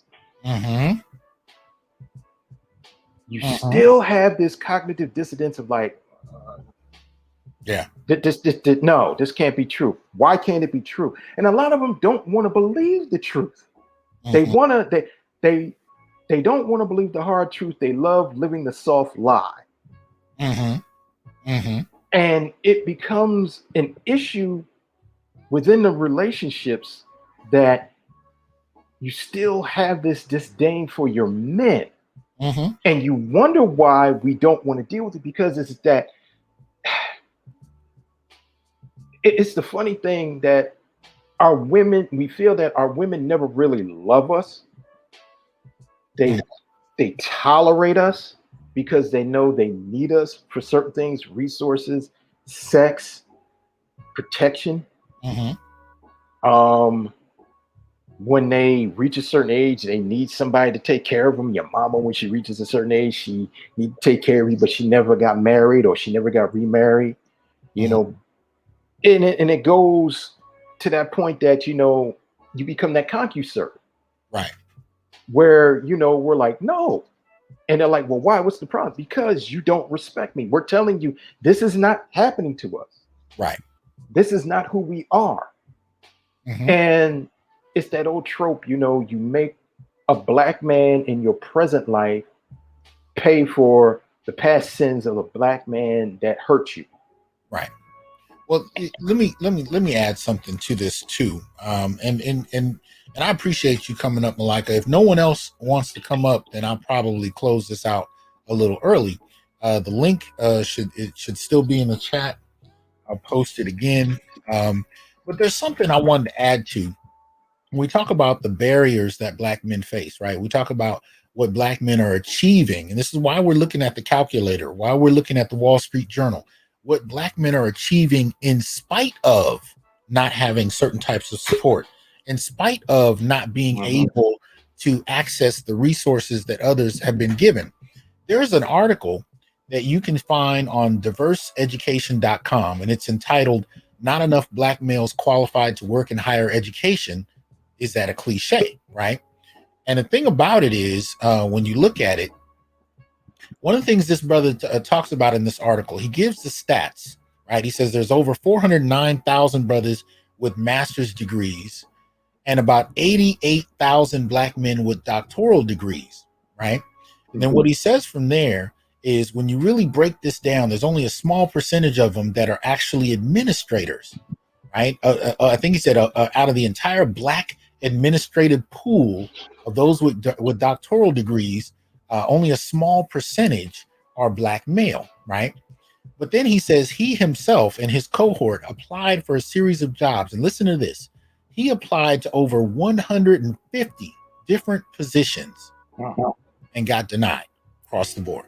So when we talk about black men being barred, especially if you have prison record on you, you have a prison record or anything, it's not just limited to that.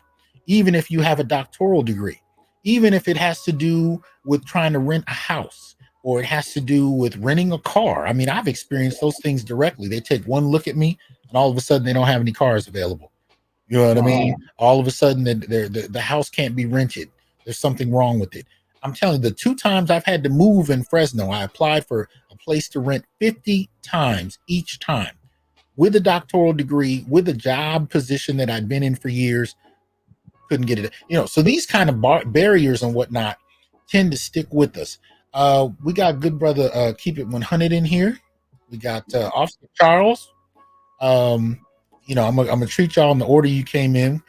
Brother Marcus, holla at us, man. What's on your mind? What's going on? So I'm gonna add to what you just said. Now you know what I do. I'm a photographer. I had a studio on 42nd Street and 8th Avenue in Midtown for several years.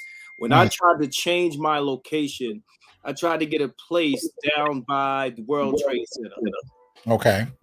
Down by the World Trade Center, I had a girl who was doing the, she was a broker. She was doing the calling ahead for us, and she called this one guy, and he made all these types of incentives because they was trying to, this is that area, the ground zero area, and they were trying to get people down there.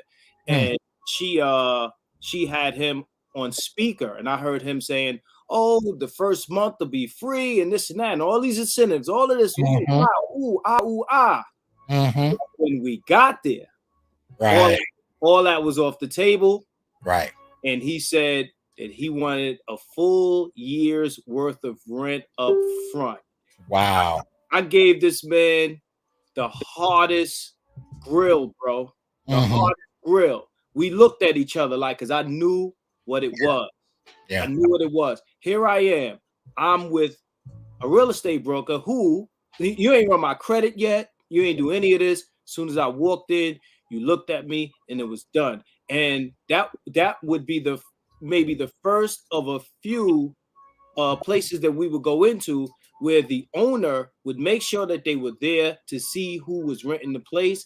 And as soon as we walk out, it was unavailable. Yeah. And that ended up in me taking my studio back to Brooklyn. I had to leave Manhattan and take it back to Brooklyn to get a spot down there. So I couldn't get to Midtown or anywhere in the city in Manhattan. I could not get. They were shutting me down. They were shutting me down on Canal. They were shutting me down everywhere in Manhattan, and I had to take it back to Brooklyn.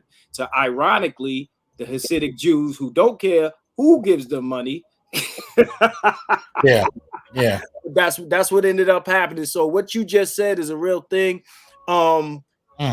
It's crazy, man. You know, everyone else except us. I mean, because we wear our identity on our skin. Is no way around it. And you know, everyone else that I guess says this or that, this is happening to me, and I'm being oppressed in this way or that way. You have to put that information out there to whether you're LGBT or if you're Jewish or if you're this or that. They can't look at you and tell these things unless you're making it obvious that you belong to one of these groups. And that's not so with Black men. You know what I mean? Yeah, that's just something that we walk in the door with that. Yeah, definitely.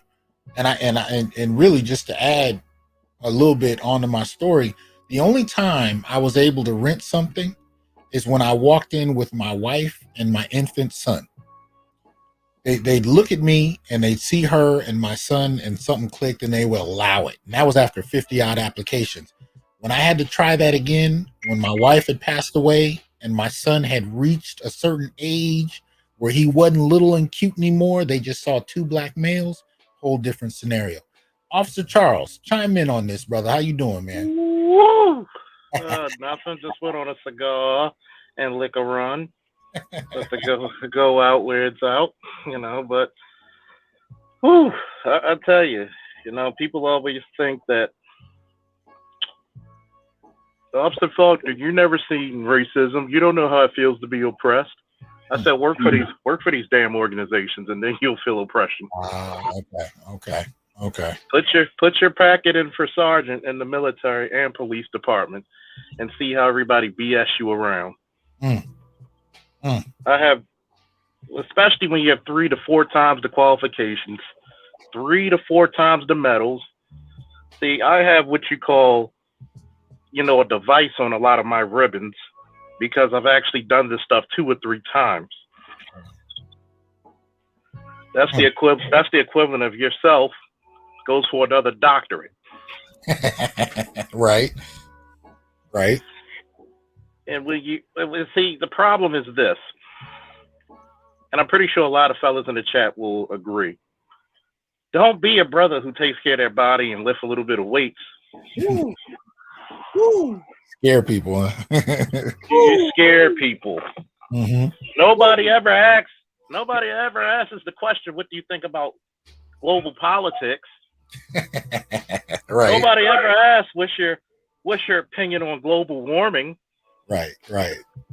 No one ever asks, what do you think about education? They always ask if you play a sport, if you could lift this, lift that. Right. See, it's nice to be the big dumb buck, or when your major or your captain asks you to take over, clear a certain corner or watch this or go on a different operation. But when you're the guy who comes up with the operational planning and you blow their heads, now you see the value. Mm-hmm. It's kind of funny where Black men are put in this conundrum where if I show all these so-and-sos all my expertise, you're just going to use me. You're not going to promote me. You're not going to make a specialized, unit for me. You're just going to use me, and when you're done, you'll put me back where you found me. Or if I don't show you what I know, you're just going to expect me to be this big dumb guy that you call when you're getting your ass kicked. Man, yeah. And to perceive, and I know you're a comic book fan like myself. Mm-hmm. I got into a debate with a guy in this black nerd, black anime comic book group about the Tim Drake situation. And I said, I found it very funny that you as a Black man will go harder for LGBTQ representation and rights.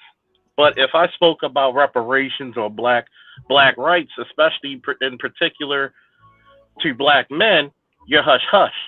Right. What does that got to do with it? It's that you're looking for the right to do a certain act, and we're still looking for the right to be a human being.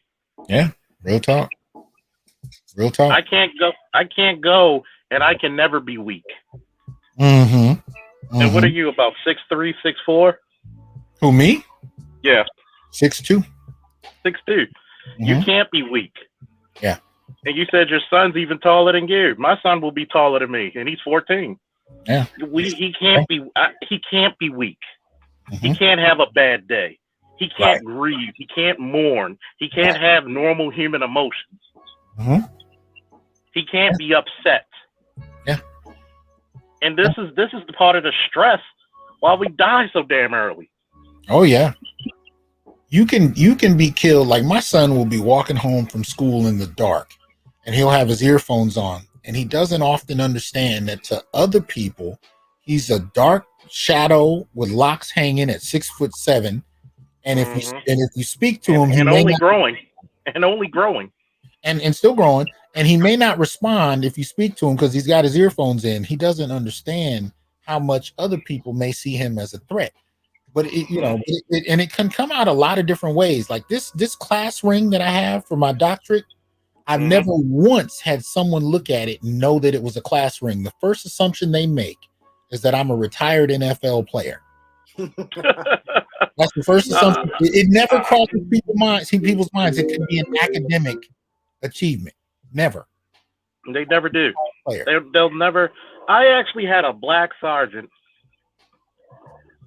When I told him, I said, I'll put a $20 bet right now. Which president started the war on drugs? Of course, he said Reagan. I told him it was Nixon. I said, I'll put 20. Matter of fact, I'll make it even better. $100 straight, Sarge. Okay. He had to shake my hand because he lost, because he checked it and lost. And I said, not bad for a guy who didn't finish college. He was like, you didn't finish college? Right. I was like, no. He was like, oh man, I thought you did because you actually sound articulate. I said, Massa, we don't all have to buck dance, Wow. And this is how other black men think of each other. Yeah. Let me get Artisan in, because Artisan, I'm lucky to get him in here, man. He might have to go in a second. So let me get this brother in here. What you think, man? All right, what's going on, everybody? I'm sorry, Charles is making me laugh. I wasn't trying to hit the button, but Charles is making me laugh. That's how I know I'm good with that day. Peace, big homie. Well, because listening to Charles and share his situation is a lot of the same situations I've had in constructions, and even when I work corporate. Like, people see me, and I'm not overly a big guy. I'm only 5'11", but I got shoulders and muscles and stuff, and everybody always think, "Oh, you play fullback for somebody." No, I didn't. No, I don't play sport. I played basketball, but I stopped. But when they hear me talk, it's always that whimsical look they get on their face, like, you know about this stuff? Like, right. Yeah, because I'm not stupid. Like, we do read. We do read. We do educate our. And not only do I read, I own a comic book store. Yes. Shout out to Artisan, y'all. That really throws them. What kind of store? Shout out to Artisan. That's right. I just tell them I sell porn, so it really messes them up. Like, I sell porn, don't worry about it. Probably assume you're. But a lot of what? What's that? I said they probably assume you're in porn before they believe you sell it. That too.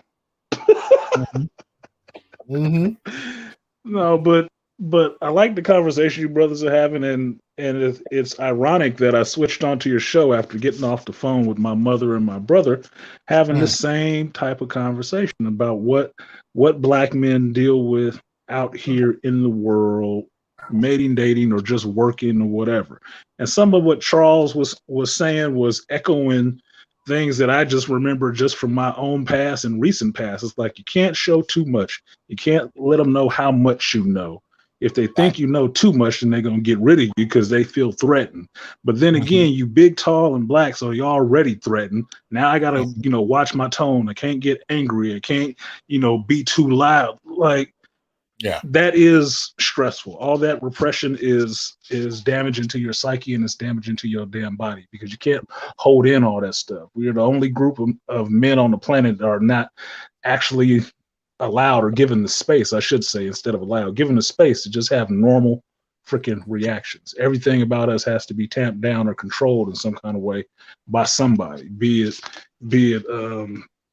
WS or the BWs. So everybody want to control it, because if Charles walked into a crowded room somewhere and sneezed real loud, everybody be looking like, what the hell?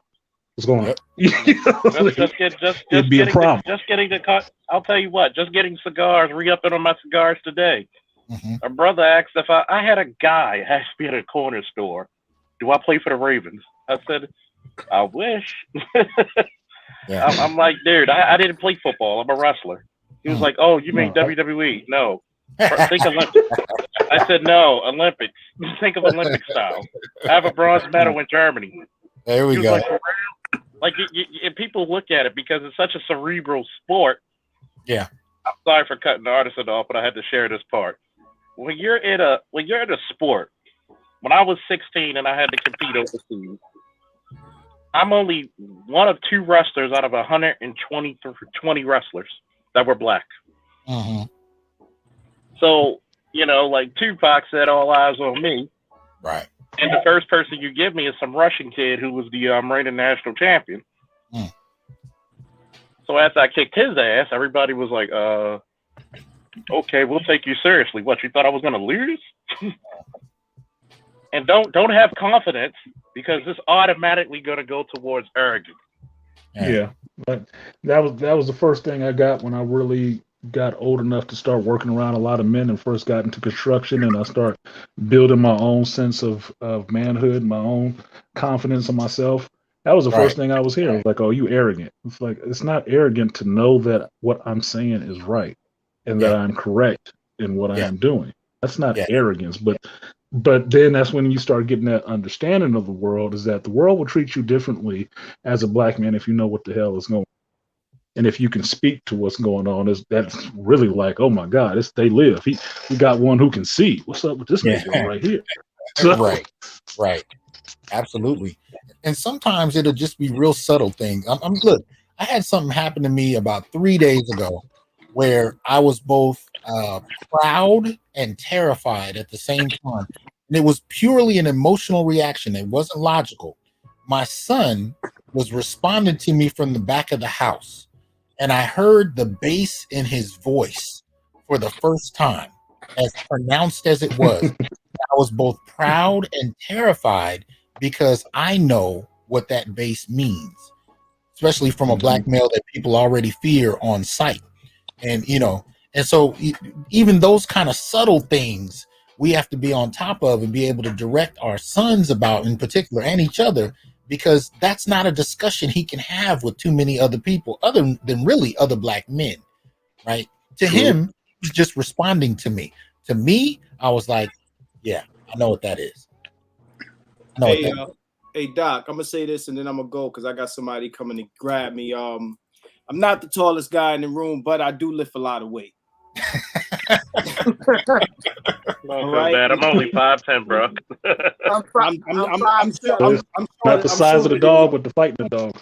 I'm shorter than you. So whenever I speak, if my arms are moving, I'm expressing myself, everybody's like, oh, calm down, man. What's going on? I'm seeing the muscles moving and flexing. And like, hey, man, I'm just talking. A little bit of bass in the flex to get you in trouble. Yeah, and that thing about confidence is arrogance is a real thing, man. They call it narcissism nowadays. Yeah, if you say, you toxic masculinity, you say a little bit of, if your words got 15 letters in it and you know what you're talking about and you sound like you educated and knowledgeable about a certain thing, then you're pompous, you're arrogant, you're self-absorbed, and you're all of these other things that it's cool for the other guy to be, but it's not cool for you. Now, we show off whenever we can do something. It's called showing off. Right. Yeah, you get caught uppity and Yeah, you show. Oh, you're showing off. Just like Officer Faulkner. Anytime you get multiple credentials and you want to show your credentials because that's how you get, supposed to get paid it's supposed to be a meritocracy, then then you're considered to be shown up. But before Keep It 100 goes out, I want to bring this story up about. I remember one night I was running outside in Manhattan, and it was the night that Sean Bell had got killed. Wow. My mother was calling me, sweating bullets because I was running. I was just exercising. Yeah. And my phone was in her apartment. When I got back to 97th Street, she was like, "What were you doing?" And I'm like, "I was running." She's like, "You can't run outside at night. You can't run outside at night." Yeah. And I was like, I haven't run outside at night since then because there's no point in, and it's hard to have a 26-year-old son. And it's hard for me to explain to him that you just can't do certain things, man. And just listen to me that Book Summit is not worth it. Because it's not worth having to explain to the world why your son ain't here anymore.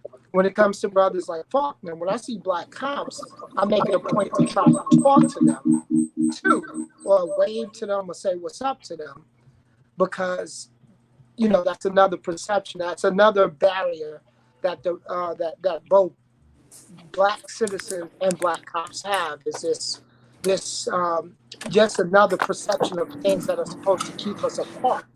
Right. And my things is when I don't get a wave back, I make sure to wave a second and third time. Yeah. Okay. Because I'm like, hey, what's up? Yeah. Let's acknowledge me. I'm damn near 50 years old. Right. So if I'm waving to you, this is what men do. And I see white people, white citizens and white cops do it to each other all the time. So I try to make it a point to some people, especially brothers like Faulkner could know that, hey man, we out here with you, man. And I know exactly what you're talking about. But and first of all, it's good to see you, T Fitness. I never had a chance to see you before. So it's good to see you, brother. And he's in the gym, so it's befitting his name. But I was just talking to my father about this today. And one of the things that tripped me out is I was telling him, peep the psychology of growing up as a black male and having to develop the almost precognitive sense of how other people are going to interpret you in any given situation for the sake of your own survival. You have to anticipate how other people feel and what they may do just at the sight of your presence, let alone when you say or do something. What does that do to you from a young age to adulthood and every day therein? Where you anticipate that. I got a question to ask you, Doc. Get into playing chess. I love chess, by the way. Yeah. I got a question to ask you and the other brothers on the panel. Have you ever been walking down the street? Wait. We got a couple people at the same time. I can't hear who's talking. Go ahead. Somebody go ahead. Here's, like you just said, you have to rearrange your thoughts to make yourself be safe to other people so they don't perceive you as a threat. How many times have you been walking down the street and you just walked up on a person and they jump, "Oh, you scared me." And you're like, "What?" And it happened. Or you're walking down the street. Yeah. And you live on the block and you have white neighbors and they're looking at you and they're realizing and they're like, "Oh, hey, hi, how you doing?" You look at them, that look that they give you, like, who are you or what's going on? Or they give you that nice little, kind of that racist guilt smile. And it's just like, no, I live here. Right. In fact, I've been living here longer than you. Yeah, it's more than just them. Unfortunately, I've taken to, over the past 10 years, if I'm walking in a space where there's typically any woman where it feels like there's not enough wide enough berth, oftentimes I will go to an opposite side. And again, talk about mental gymnastics. Part of it is, hearing these conversations, and that's all races, my brother, not just black, not just white women, all races, because the popular media narrative, every time you look at something in the media, you used to, there's always some brother trying to kick some lame game to every woman. And just the idea of not wanting to be perceived as that dude, like I don't want you and I don't want the perception of it. So oftentimes I will just go on the other side of the street, you know, because it there's kind of a, again, it's anticipating something. I'm also, you know, it's an idea of chivalry, you know what I mean? It's like, okay, no need to, you know, okay, even though you don't know me, there's no need for you, for me to prove a point by saying, I'm gonna just walk here. And that's just me. And I don't mind, you know what I mean? And I don't think anyone else should do what I do. I just do it because I'm all, you know, I have that empathetic concept, because everything that we've been fed to this point has painted us in such a light, and that's the power of propaganda. So we can't pretend like it doesn't exist, and sometimes we have to operate in the world, and still to no event, to no advantage for us, even knowing this stuff. But you know, one of the reasons that I wanted to do tonight's show is, especially in regard to what T Fitness just said about propaganda, is that sometimes we need contrasting information. This is the first result. This is the result I got on the site when I went to the female delusion calculator. I never imagined anything like this. And here's the contradiction: whether it's from, you know, getting shot, you know, just for walking or jogging, as you said, or whether it's somebody acute, you know, somebody who's threatened by my very presence, be it in the workplace or elsewhere, or with my own woman who's trying to tell me that I'm not worth anything. It actually takes situations like this. It takes pages just for me to go, oh, wait a minute. So despite how I'm seen in society, I'm actually worth something? Interesting. Unfortunately, that's shocking. That's very shocking. It's that I've always equate this, you know, for all you comic book fans. Black men always got to be Clark Kent, and rarely can you be Superman unless it's for somebody else's benefit. Yeah. And the worst part about it is that I'll be sitting there in Panera Bread or somewhere when I was working swing shift in the morning, and you'll have this little old white lady say, thank you for your service. I'm glad you're here. And one time I just had to ask this lady, because I don't know, maybe it's the Faulkner in me or the Aries. And I said, ma'am, with all due respect, would you say that if I was in my regular clothes? Ah, nice. Nice. Yeah. Yeah. And she was baffled. Near you. Yeah, absolutely. She wouldn't be nowhere near you in your regular clothes. Absolutely. There's another truth that we have to be aware of is that, and I hate to be this guy, and I don't think it's 100%, but other people, again, other cultures will see us for who we are sometimes, and they will appreciate, you know, us. They, you know, when they're not from here, when they're not affected by the propaganda, other people do, you know, look at a person who's empathetic, who is physically strong, things they can clearly see. You know, the conversation that all of you are able to have with people out of, you know, a lot of times out of this country, women and other people perceive you a lot better than in here, because this country has done an impeccable job of making you public enemy number one. This is true. It has done an impeccable job. And I think what we're doing up here for all of these years, I've been in the background listening, commenting since like 2017. Okay. I think the first time I got wind of you, brother T. Hasan, is when Tone had to break down that stupid article about black men of the white men, straight black men of the white men of the black community. Right. Which was, and when I started to piece together all of everything that every last one of you have been able to contribute, from, you know, from artisan to the PhDs to the officers to the, you know, to the military guys, and just the regular men, people hear us and they are amazed. A lot of people hear the type of things we talk about, and they're amazed at what we know. Yeah.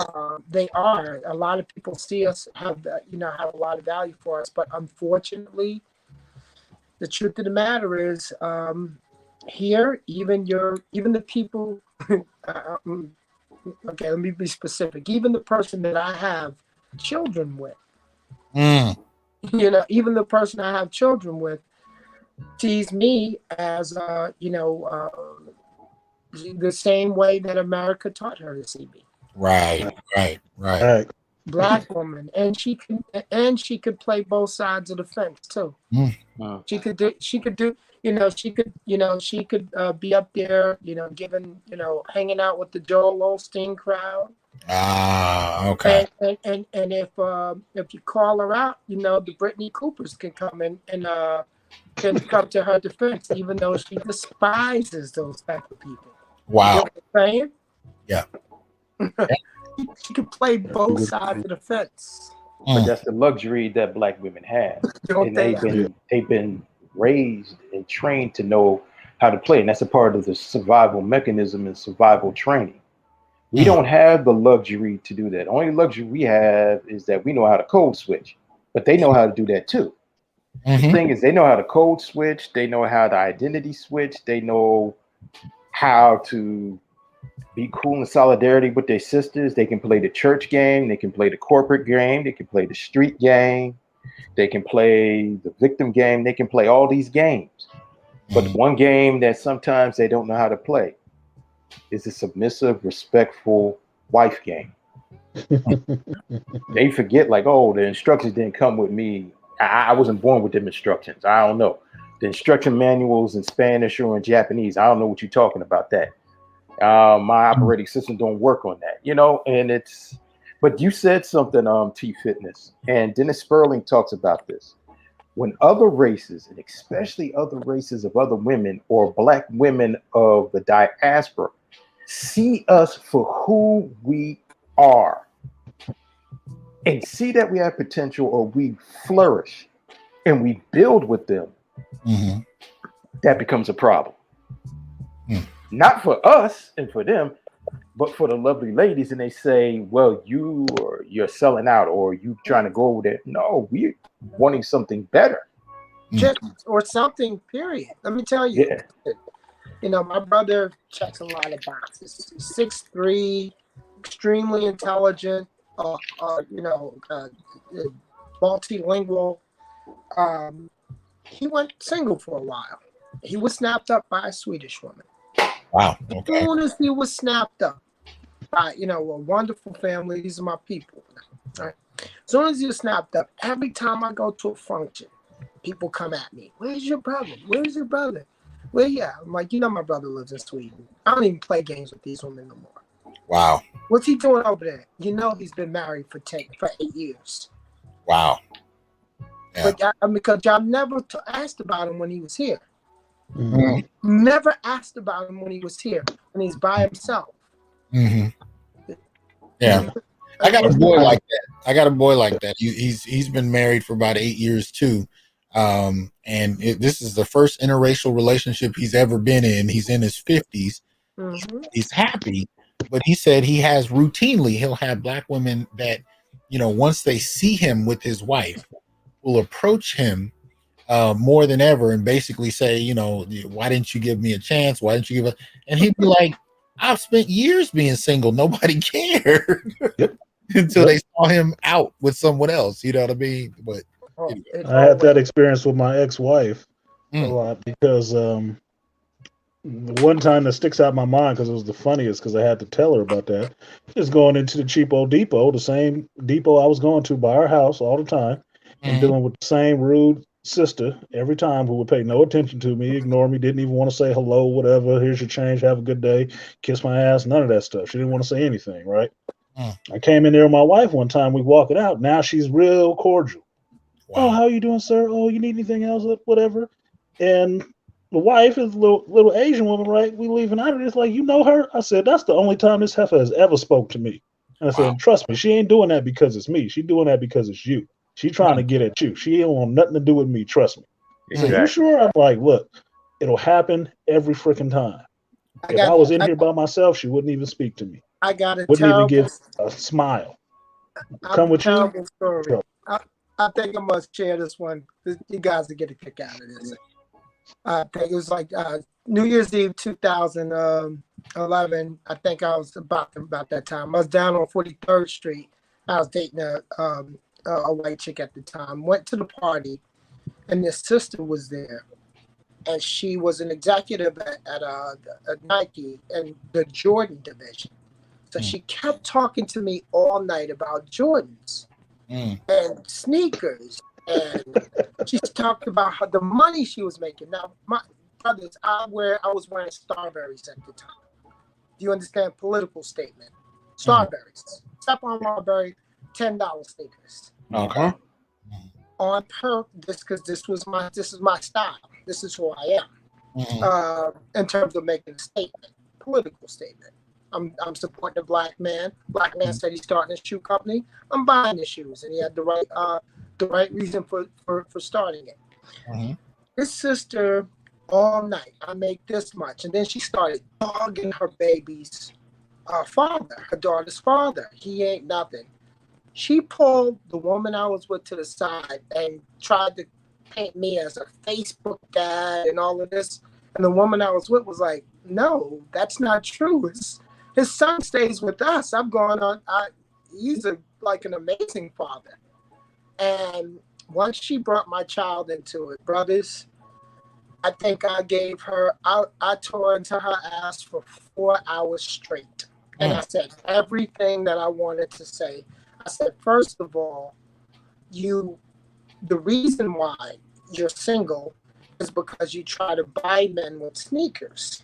And when they get their sneakers and go home, you get bitter. The reason why you're single is because out of all the adults in this house, you're the only person whose salary I know. That's crass. It's childish. Now, to try to paint me as a deadbeat dad, which is the most disgusting thing you can do to me. And my mother was there. And my mother started to speak for me. I'm like, "No, hold up, I got this," because I'm about to tear her a new asshole. To try to paint me that way because you think you can get something out of me is ridiculous. And I know what you were doing. You were trying to talk to me about Jordans all night so I could somehow be bought into your bedroom for Jordans, for sneakers. I said, "Look at my feet, you damn fool. I'm wearing Starberries on purpose. I don't give a damn about Jordans." And I was so pissed off that I couldn't let it go. We spent the night, hours and hours. I got into that ass. She called the next day. She literally tried to hit on me the next day.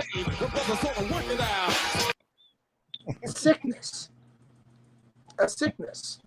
And it was one of the most, eye-opening experiences in terms of like how, when they feel like they're competing on race and they don't realize you're not competing on race.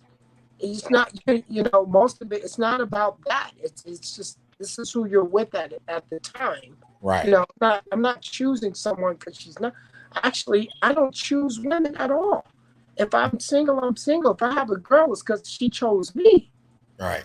That's just how it is. I don't have that instinct. And a lot of times, a lot of sisters don't, have not chosen me. So I've, not reluctantly, because I'm a natural man. So, if it's a good looking woman, of course I'm in the gym all the time. So I'm meeting women who are fit at the gym. So if we vibe, I'm gonna mess with you. Well, let me do this because I'm gonna close this out. I want to get closing thoughts from each of you, so y'all can pick the order. But give us some closing thoughts on this. We're dealing with black male worth, value. We've looked at the data, and we've discussed the trials that black men have. And let me just say, in terms of the answer, to the question for the show, why should we care? A lot of it has to do with how the world sees us and treats us. And we need to be aware of our true value in different contexts, whether it's, in a relationship context, and that's not limited to an intimate one, whether it's a financial context, whether it's, whether or not we're entrepreneurs or employees. We have to be aware at all times what our value is, because no one is going to tell us that. In fact, they're going to, if anything, try to seduce us with a pair of shoes, because that's our perceived value. So any closing thoughts? And as you each give your thought, you can go ahead and close out, because I'm going to close out from there. I'll go first. Mm-hmm. Black men, put yourself first. Always put yourself first. We've been brainwashed and we've been hoodwinked and led astray to put everybody else before us. This is a time now where we're learning to put ourselves first. Mm-hmm. Do you. Let all your dreams, your aspirations, and goals be for you. Mm-hmm. First. This is the first time in our lives where we have clarity and we have the desire and we have all the stats and the information that says that we're not what the world says we are. Right. We are the captors of our own soul, and we're the ones that control our own destiny. There is no real glass ceiling. There's going to be racism. There's going to be trials and tribulations. Understand that.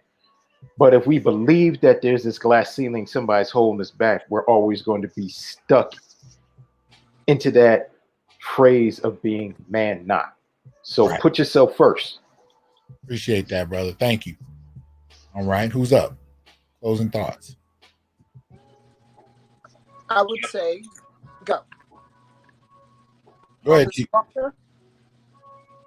No, go ahead. Go ahead. I'll go after you. I would say that, I'm a father of 3. I want my daughter, my 2 sons to know the value of of Black men, because they are of me. I'm blessed now that my 26-year-old has a Black woman who adores him, and I want him to understand that how rare that is and how beautiful that is and how to cultivate that. I want my daughter to look at, this woman adoring her older brother like that. I want my middle boy to see, how valued and loved that you can be, and to accept nothing less for it. And I want to, and for me, it's about having to value myself, value my hustle and my experience, because it's about survival. That's it. My money depends on knowing and being valued. Real talk. Much appreciated, brothers. Finally good to meet you and see you. Peace. All right, man. You take it easy. All right now. All right. Who's up? I'll say this. Black men, be proud to be great. Be proud to be intelligent. Be proud to be strong. Be proud to be confident. Never be afraid to style and profile. Your value is incalculable numerically. We are the greatest and the latest. Whoa! And I'm out. Appreciate that, man. Thanks for coming through. All right. Who's up? Closing thoughts. I'm gonna go. Closing thought is, if it's about Black men and knowing your worth, I would say, at least for me, in my experience, what has worked for me in knowing your worth is I found my worth in knowing what I am good at and challenging myself to where people didn't think I could go. They didn't think I could go back to school when I was older. I did it. I became a young father, and I raised 2 good kids, both of which have graduated through college, and everybody loved those kids. Those are my damn children. That is my worth. My comic shop was going to close down. I didn't want it to happen, so I stepped up to do something about it. Now I got that done too. All of these things have been in spite of people and the closest people to me, family and friends, telling me what I couldn't do. I stopped listening to them. I know my worth because I've accomplished the things that I've set forth to do. journeyman carpenter, college, everything else. Anything I put my mind to, I'm getting done. And for me, that shows my work. If they don't want to see it, I know it. So I'm not doing it for them. I'm doing it for me. I proved it to myself. They can get the cliff notes. That's right. So you want to tell people how to find your shop? Oh, yes. You can find stand-up comics online on Facebook. We do have websites, stand-upcomics.net.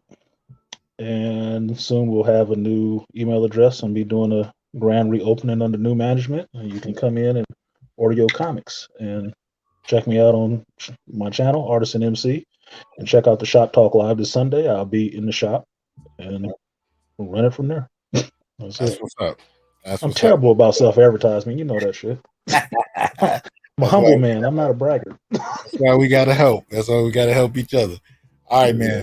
Thanks for dropping. Peace, All right, peace. Hey, what's going on? So what's up, man? Yeah. I'm gonna say this. As far as am I coming through clear? Yeah, you clear. You clear. As far as I'm concerned, man, I think that it's just important for us to, withdraw ourselves from situations that ain't worth our time, and only insert ourselves in situations that are, and deal with people that, respect what we bring and don't deal with people who don't. And, that's pretty much it. All right. Try to keep it short and sweet, man. Yeah, because that's just plain and simple what it is, man. I think that a lot of times we just get involved with things that are not worth our time and worth our energy, and we sacrifice a lot to prove this, that, and the other, and it's not worth it. Hey, man, much appreciation. Thanks for dropping that wisdom. We'll talk soon, brother. All right, no doubt. Holla at me. Peace. Shout out to Attorney Sperling. Good to see you in here, sir. Appreciate the word, Queen Kalila. And good looking out from everybody that was able to participate, everybody that's listening. Shout out to all of y'all. Thank you for supporting the Onyx Report. I will see you guys soon. So y'all make sure you keep it light. And definitely give your comments in the comment section of the video. Let me know what you think. Let me know more about what you discovered in regard to your worth, however you define that. And again, peace. Talk to y'all soon. I am here to tell you, brothers, we are not criminals by birth, perennial rapists, incapable intellects, man-children, sperm donors, child support wellsprings, success objects, walking phalluses, ATM machines, lottery tickets, unintelligent henchmen, valueless assassins, pro bono mercenaries, unpaid bodyguards, interchangeable stepfathers, child discipline proxies, unpaid repairmen, workhorses, emotional tampons, or any other socially accepted dehumanizing stereotype. We are thinkers, inventors, innovators, leaders, fathers, and men. Embrace your humanity, know your worth, and extend your time, attention, and resources only to those who genuinely respect you. And remember, your worth is not defined by meeting other people's narcissistic and selfish and unrealistic needs. You define your worth. Peace.